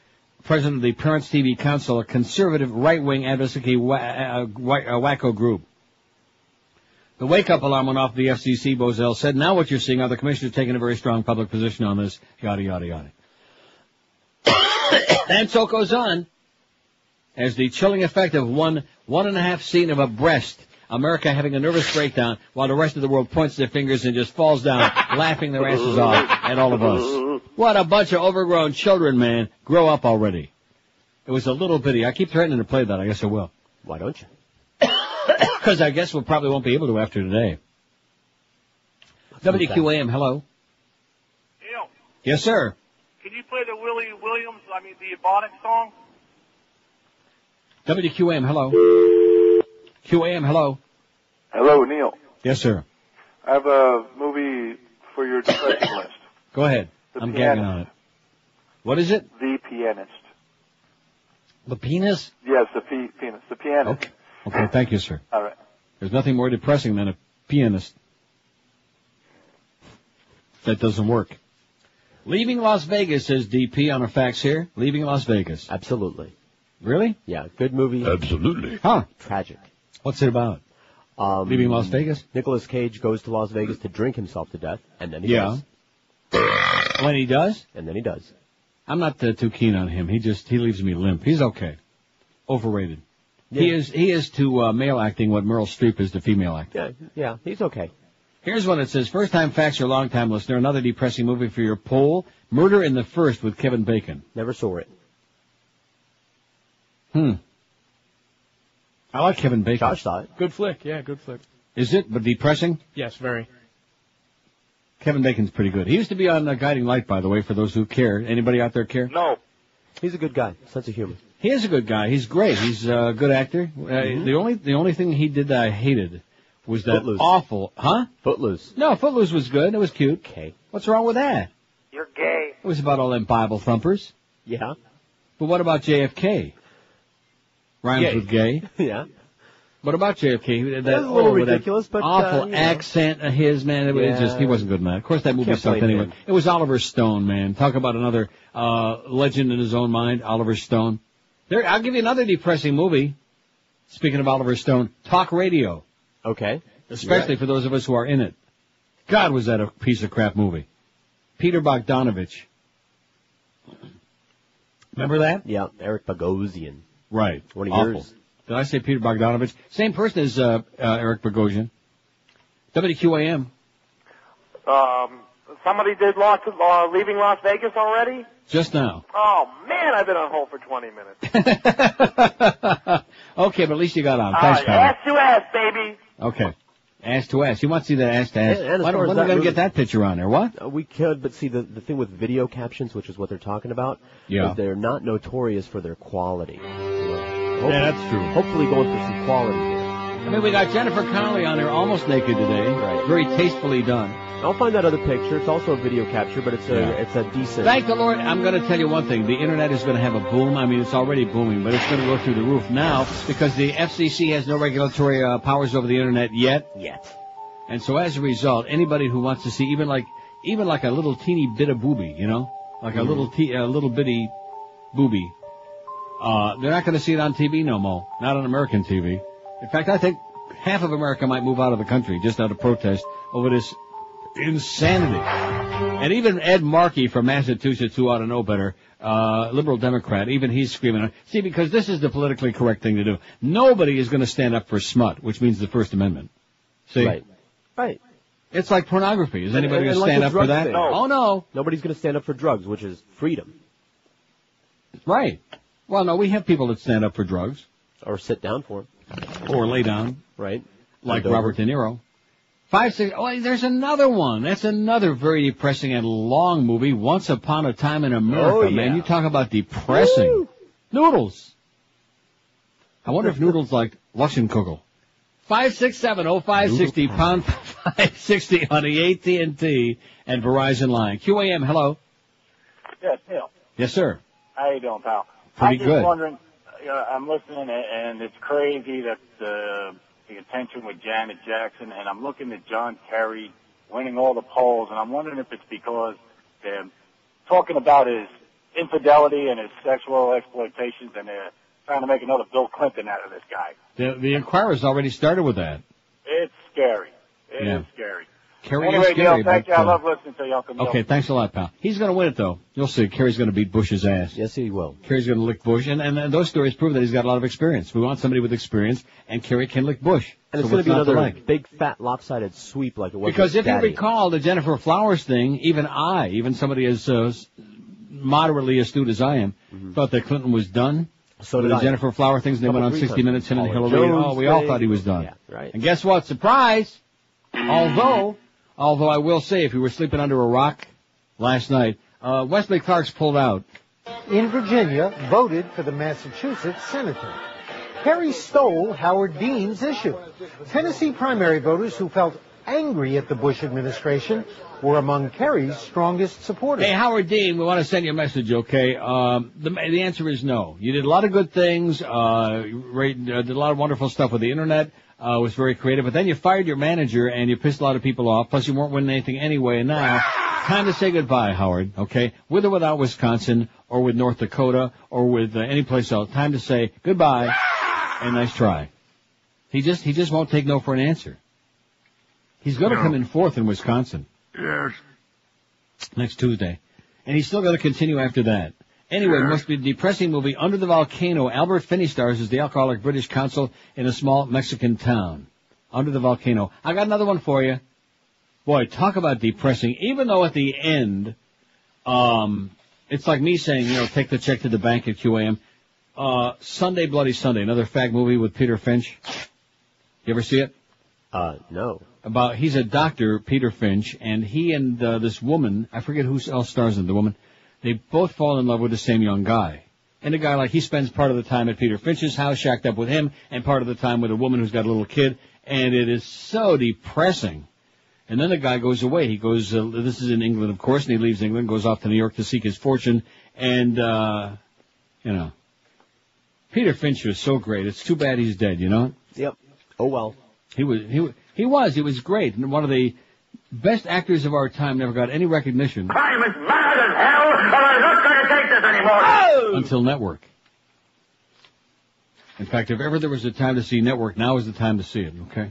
Now is the time. They're not going to do it, but now is the time. And now is the time to see that South Park movie you have. I'm going to do that this week, as a matter of fact. Great. This weekend. I'll find the time. How long is it? Like an hour and a half, 2 hours. Like I said, next week. No, I'll see it this weekend. It's all about Requiem for a Dream's got 61. What? It's all about this crap, this censorship crap. When is it going to stop? Oh, Jesus, are you f***ing kidding me? Yeah, you're right. Requiem for a Dream, the most depressing movie of all time, according to this crowd, 61. Terms of Endowment, 38. Midnight Express, 35. Brian Song, 34. Philadelphia, 32. Sophie's Choice, 21. And after that, Small Potatoes. 12 minutes after 1 at 560 WQM. Don't forget the Willie Williams show at 2:05 till midnight. It's the last mortgage you'll ever need. It's the only one mortgage from Financial Group. The benefits are incredible. You pay 0 closing costs, 0 application fee, 0 credit bureau fee, 0 discounted points. Get yourself that new low interest rate of just 1.25%.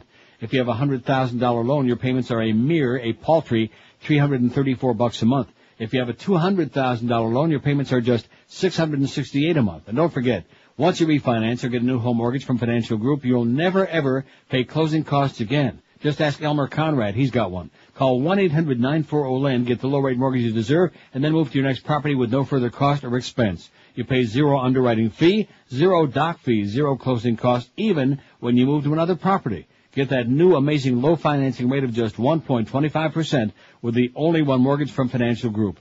For details, call 1-800-940-LEND and never pay closing costs again. That's Financial Group at 1-800-940-LEND. They're an equal housing lender. Well, I got a little phlegm in there, okay, a little mung. They're an equal housing lender. Restrictions apply. Rate subject to change monthly. 4.21 APR. My and local. This is Sports Radio 560. QAM. All right.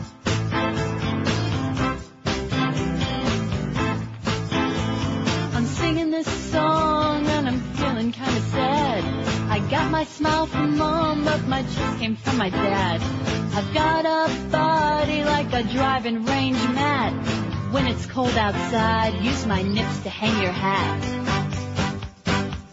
I can blow in your ear, give you a lap dance, but you won't notice me till I get some implants. I need a guy who ain't got issues, like feeling up a chest and finding tissues. Guys say I'm cute, they say I'm pretty. I'm not one who needs your pity. I've got a nice ass and purr like a kitty, but I can't get a man, cause I got no titties. Got no titties. The Wonder Bra is something I can't afford. When you lay on me, you'll swear you're on a diving board. When I turned 11, I started to get pubes. Now I'm 24 and still waiting on my boobs.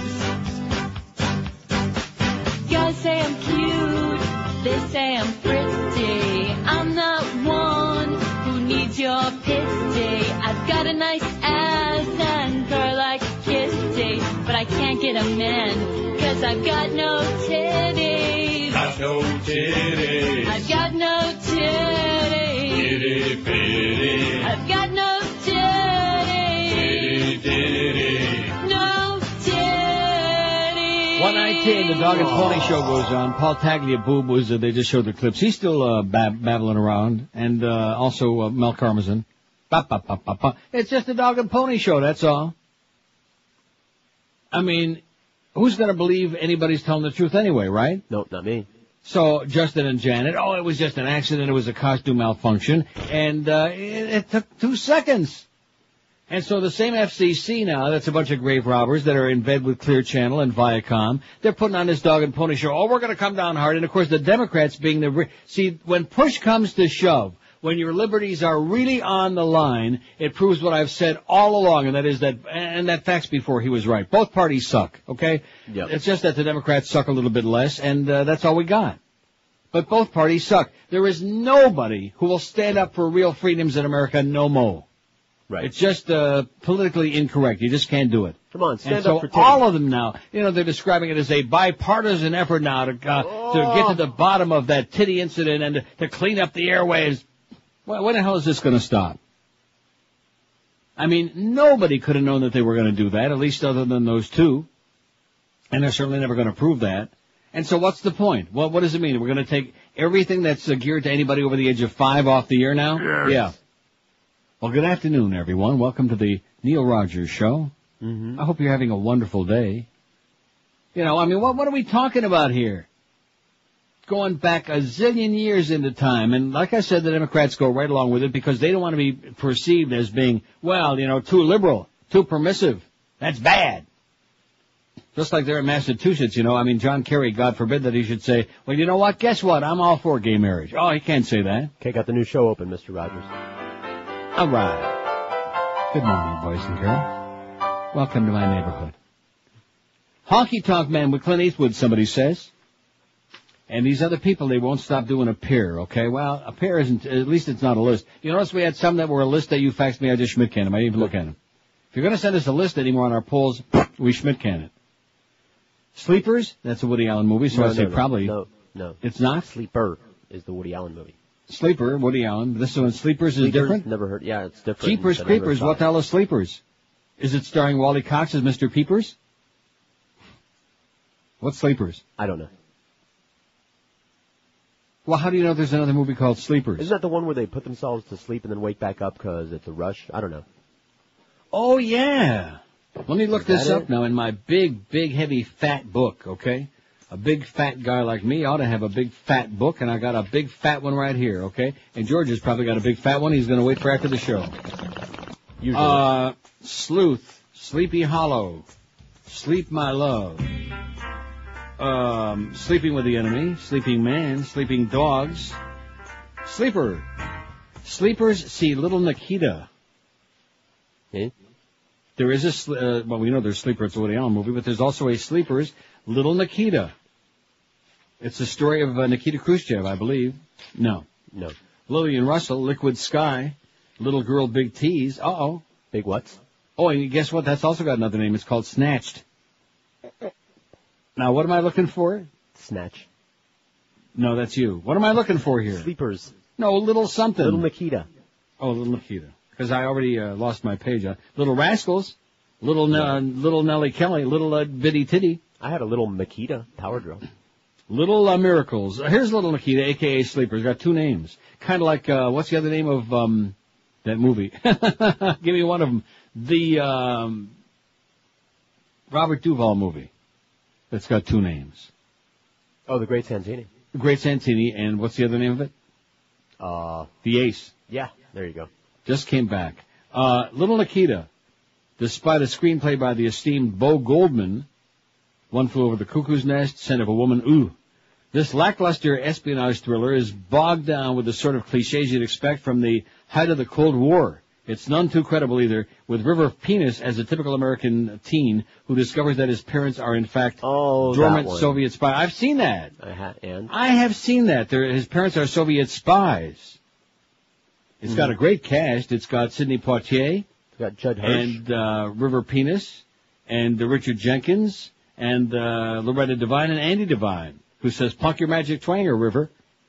Okay, so Sleepers and The Champ. Got him? Got him. And here's another one that says, what about The Bridges of Madison County and 6.5 Weeks? Says Sergio. Thanks, Sergio. Well, what a list we got today. This is we got a pile of stuff. WQAM, hello. Hello, Neil. Yes, sir. Hey, I think the movie George was talking about was Flatliners. Oh, yeah, that's the one. Oh, I know that one, too, yeah. But a depressing movie, Creepy. Dancer in the Dark.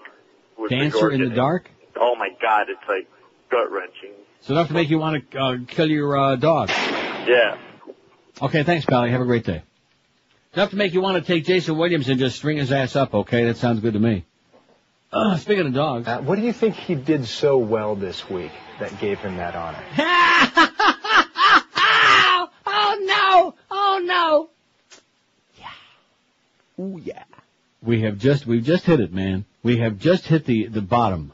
There's Lloyd Bridges. Hey, Lloyd, how you doing, baby? We just hit rock bottom. Bill Humper is interviewing the woman whose dog won the Westminster Dog Show. And what is it you think that Josh, the Newfoundland, takes, what did he do that won him the top? And there's the big black, normally in the past, dog weighs like 800 pounds. There's no small pooch here. No, I haven't seen a dog New win York's like a this. big... See, I mean, to me, I have no interest in a dog like that. You know? I mean, a golden retriever's a big dog too, but it looks like a dog, you know? Does that thing look like a dog to you? A little from the back. From the ass end? From the rear. You mean because it's got a tail? Right, yeah. Well, look at Screw-Ann. There you go. No, I see your point. These exotic dogs are No, they're not. pointless to me. In fact, most of the dogs in a dog show are real dogs anyway. I wouldn't give you a nickel for about 80% of them. And I love dogs, you know that, but these, to me, that ain't a dog. Now her, that's a dog. 26 after, and there's a real dog, that bitch over there on the Wall Street. Sights on the wall. Rhonda Schaffler, man, she is a cow. 26 after 1 at 560 WQM. If you're thinking of buying a new car or truck, well, if you want to save yourself a potload of cash, do the smart thing and visit Armstrong's Toyota of Homestead. What the hell was that? What? Did you hear that? I thought you farted or something. Not me. Hey, Josh, sniff the air in there. I think he just cut a real big one. Located on US 1, just 20 minutes south of the 836, Armstrong's, I heard it again. Toyota of Homestead is worth the drive to save thousands and thousands on new Toyotas. Check out these great prices. An 04 Corolla loaded, including air that you own, for just $12,990. An 04 Camry with air automatic and lots more, just $16,990. Need a truck? How about an 04 Toyota Tundra, the safest truck in America, from just $14,990. And when you buy your new vehicle at Armstrong's Toyota of Homestead, you get a free Sun Pass. This was the first dealer in the area to offer you free tires and batteries for the life of your vehicle. I get choked up just thinking about it. General Manager David Rich and his staff will do whatever it takes to put you in a great new Toyota today. So experience the Armstrong Toyota of Homestead difference. They're locally owned and operated, and they're committed to 100% customer satisfaction. They'll do whatever it takes to make you a happy camper. Their service department is open weeknights late till 8 to make sure your service work is done, and done right too. Easy to get there. They're on US 1 and 293rd Street in Homestead, just 20 easy minutes south of the 836. So if you're sick and tired of the mega dealers who overpromise and underdeliver, then it's well worth the trip. Call David Rich, the GM at Armstrong's Toyota of Homestead. Call 305-242-3247. 305-242-3247. Drive a little and save a whole new lot on that great new Toyota at Armstrong's Toyota of Homestead. Live and local. This is Sports Radio 560. QAM. Drugs are good, okay? Okay. Rush is a junkie head. Yes. Oh, no, that was prescribed medication. My fellow diddleheads. Rush is a junkie head. Oh, that was medication for my back pain. I suffocate. Counting 5,000 pills a day. Getting high till he melts his face. Uber right, don't put him away. Rush is a junkie. Absolutely. Rush is a junkie.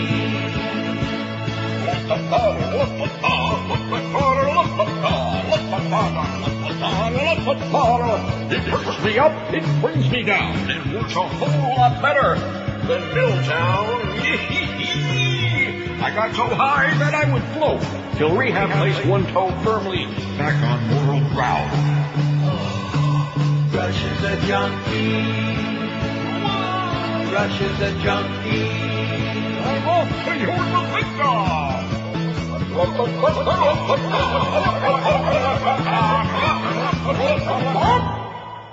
132 at 560. Pop one more, Rush. Thank you. Here's a good fax here from our first-time faxer, 15-year listener, first-time faxer Al, who says, in 1982, my friend at the time joined the Marines for 4 years. To everyone's surprise, he was back 5 months later. He said he couldn't take it anymore, so he told his commanding officer that he lied on his entry forms to the military. He said that he'd done all kinds of drugs, something that would have kept him out if he reported it before getting in. His commanding officer told him he wasn't going to let him out of the military, so my friend decided to stop participating in all activities. He was soon called before the commanding officer again and was told that he was going to be discharged, that he was a disgrace. Guess what kind of discharge he got? Honorable discharge, just like Mr. Bush. Thanks, Al. Mr. Bush, whose commanding officers both in Houston and in Alabama, said, we never saw him. If he was there, he must have been the invisible man because we didn't see him. Okay, here's a whole bunch of these now. Wow.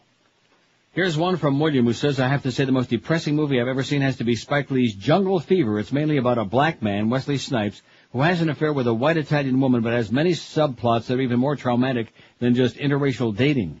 Every character has the most miserable experiences during this film. They're all pissed off all the time, and the whole thing is just one big fight after another. Sounds like QAM to me. Doesn't it? Yeah. Kind of sounds like the QAM story to me. It was the most pessimistic view of the world and of people in general I've ever seen. I think it was the first time I've ever walked out of a movie theater wanting to either A, shoot myself, or B, kill everyone out in the street. Thanks, William. What is it? Jungle Fever. Yeah. Michael says, most depressing movie, Days of Wine and Roses. I think he meant Jack Lemmon. Here's what he was trying to say. The Days of Swine and Roses. And Joe says, I can't decide between Al and Barflies. I'll let you guys decide.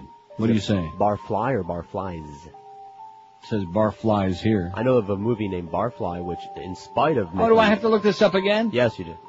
You already got the music going. In spite of Mickey Rourke's performance, as a matter of fact, it's the only performance that he's actually appropriate for, because he's playing a drunk, and he plays it really well. With Faye Dunaway. Who was in it, Mickey Rourke? Yeah, and Faye Dunaway. Yeah. Very good movie.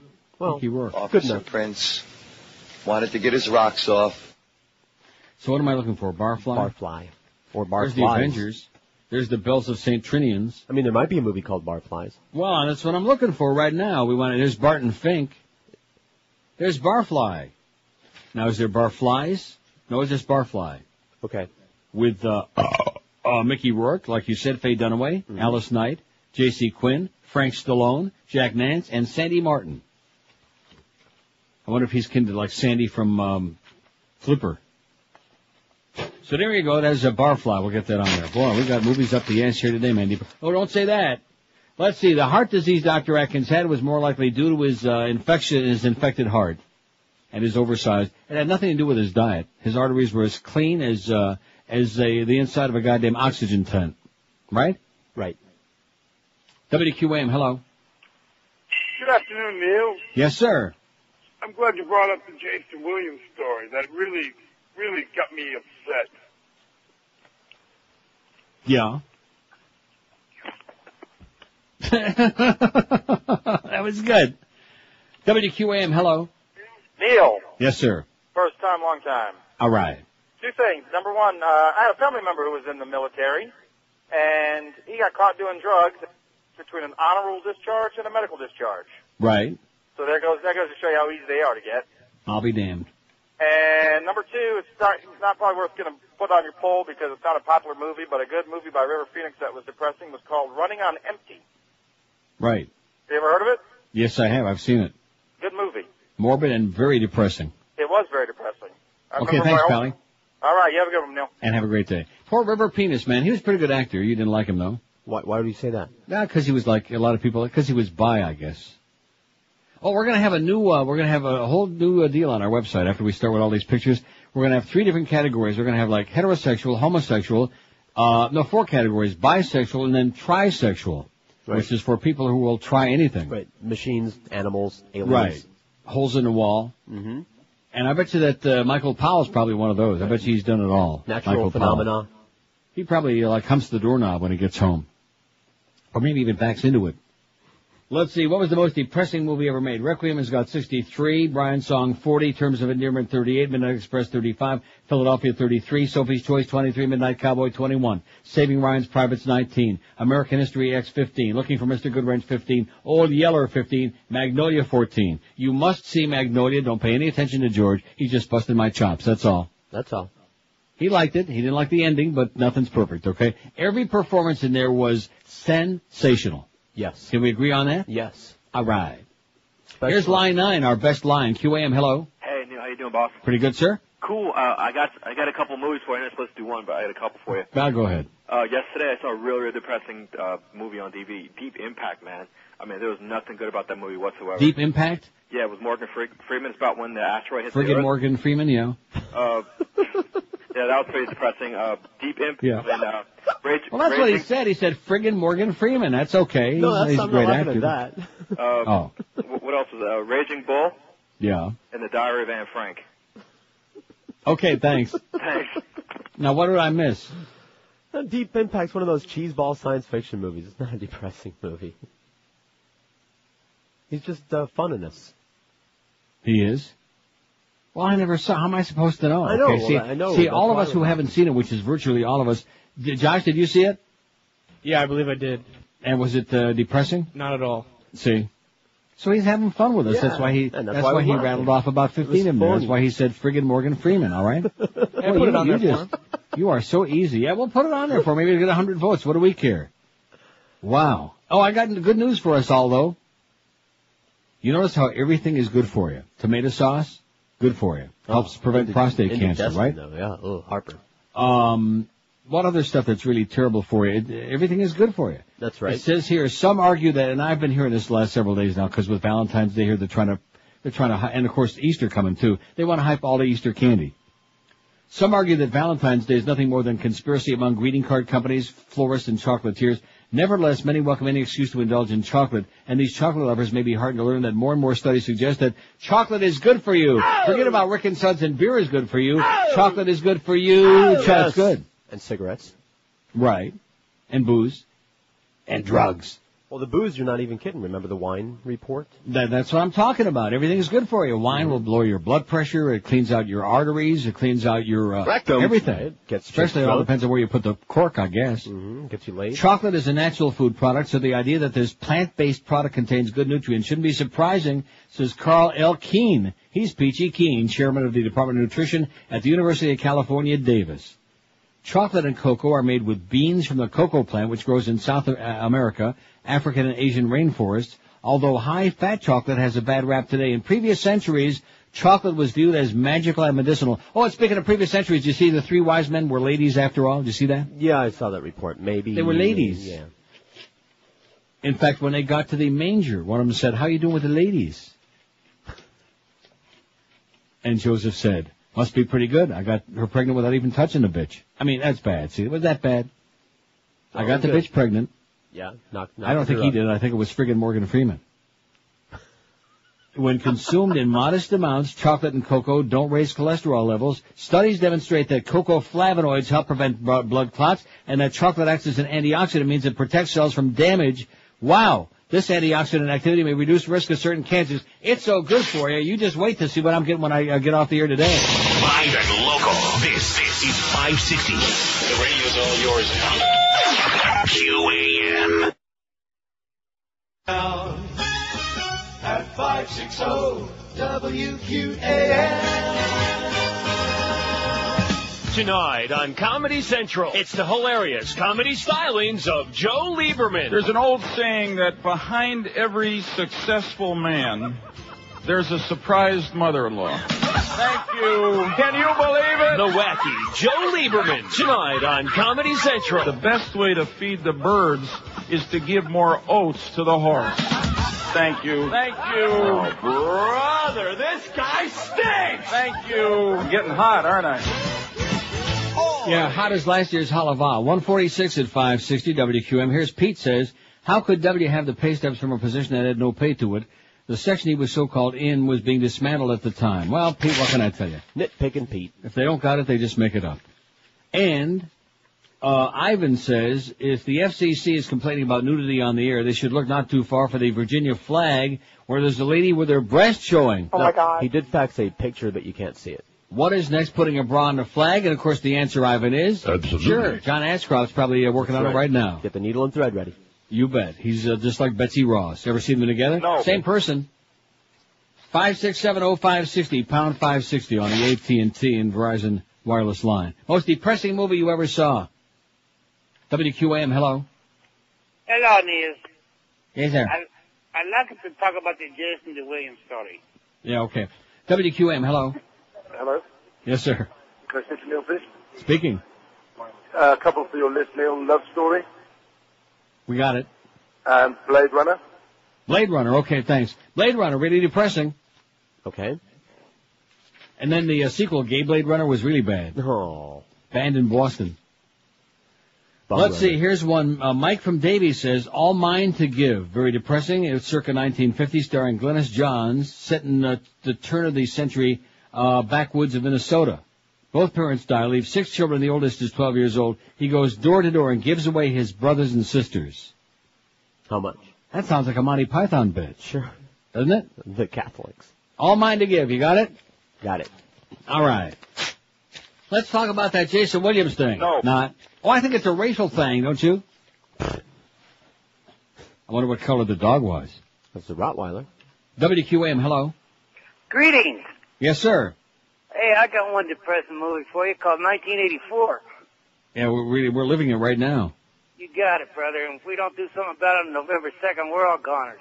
All right. Good luck to you, pal. And us, too. See ya. 1984. Got it. George Orwell was ahead of his time, just like Paddy Chayefsky. Mm-hmm. WQAM, hello. Yeah, I got a depressing movie for you. Yes, sir? How about that guy that was retarded and they gave him an operation or something?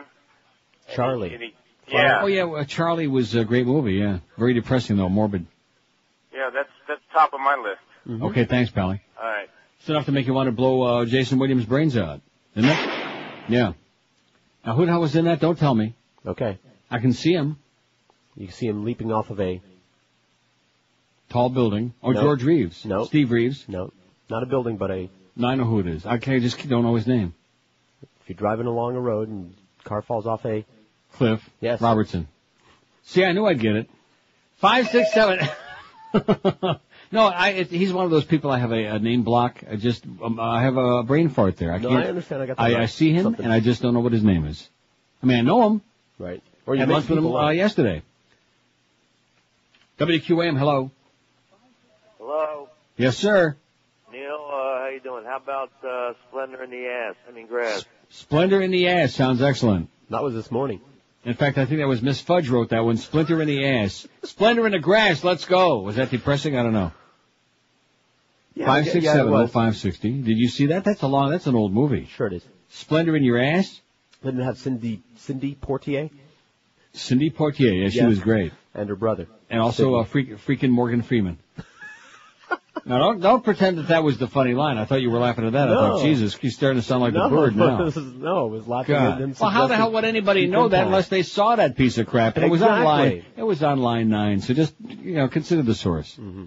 Just calm down a little bit. Smoke a little bit more of that good crap. WQAM, hello. Neil, God. Yes, sir. Hey, you asked an hour ago about Charles Manson, why he's not executed. No death penalty. Yeah, back in the late 70s, the California Supreme Court commuted all of the deaths. Oh, that's right.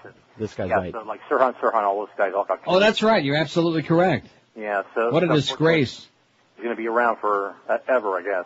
Oh, hey, brother. Movie nomination? Yes, sir? Chinatown, because of the way that it ended. I mean, the bad guy, Noah, whatever, the old man got the young girl at the end when they shot Faye Dunaway's character. Very Always depressing when the old man gets the girl in the end. You got it. Thanks, Neil. Thanks a lot, pal. Have a great day. Isn't that depressing? Especially for the younger guys. You should get her They in the really front. porked off about that.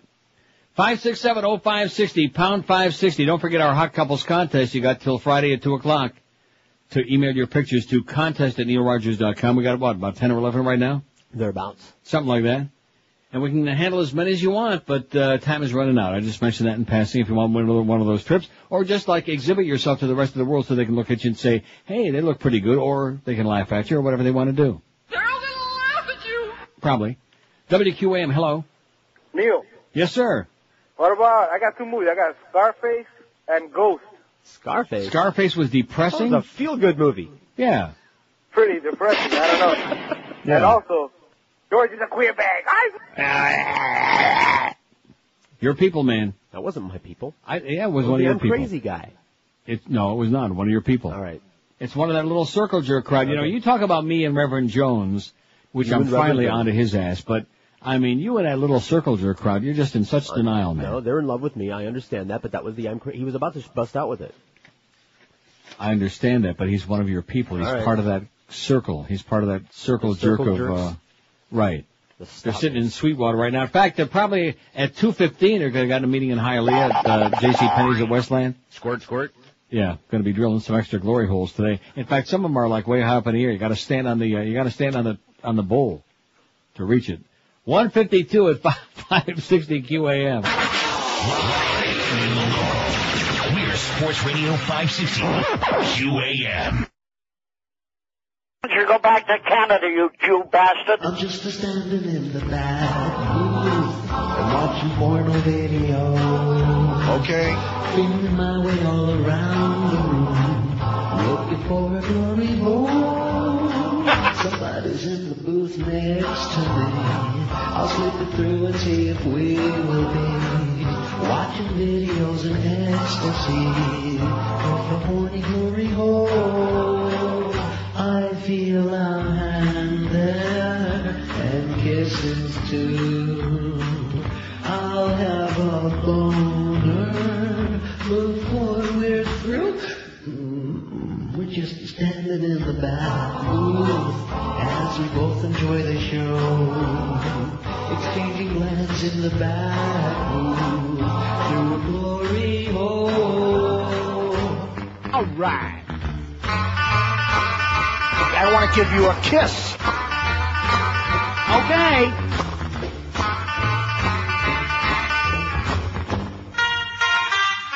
I have my tokens in case my time runs low, and I'll stand here stoking the glory hole. I hope it's nobody I know as I turn my head to better see. I hope he knows enough to brush his teeth, but then again I didn't feel any teeth, so how the hell would I know? I'm just a rockin' and a poppin' through a little horny glory hole. Oh! 158 at 560 WQM. Hey, well, anybody be at Westland about 6 o'clock tonight? Check out the new holes in there. J.C. Penney's in the old tea room. Anyway, here's what we got. I don't think I have time to read all of these, you know? Better hurry. Better hurry. What was the most depressing movie ever made? Good list. How many we got? About 30, man. 30,000. Requiem for a Dream, 68. Can't touch it. Brian's Song, 41. And keep in mind, depressing doesn't mean bad. Right. Like that Deep Impact. Brian's Song, 41. Midnight Express, 40. Terms of Endearment, 38. I thought Gloria Leonard was in that Deep Impact. No. Philadelphia, 34. Sophie's Choice, 25. Midnight Cowboy, 23. Saving Ryan's Privates, 19. Old Yeller, 16. American History X, 15. Looking for Mr. Goodwrench, 15. Magnolia, 14. You will love it, and don't pay any attention to George. Leaving Las Vegas, 13. The thing is changing again. I hate it. Like I said, 14. Casualties of War, 13. Deliverance, 12. Ordinary People, 12. El Norte, 9. Bowling for Columbine, 9. Pay It Forward, 9. Monsters Balls, 8. And also 8. And that's it. And down from there. Okay? I'm not going to read all the single-digit ones. We'll be here till midnight. Right. And we don't want to do that because we got to make way for the Willie Williams show coming up next on QAM. How's that Jason Williams trial coming, by the way? I just mentioned that in passing. This would be... And one thing I want to find out tomorrow, before 2 o'clock tomorrow, is why he didn't get charged with that damn dog incident. Shut up. I'm sure we'll find out on the sports segments here on QAM. Bye. The Neil Rogers Show on 560 WQAM, Miami, Fort Lauderdale. Get off this instant. That was fucking great.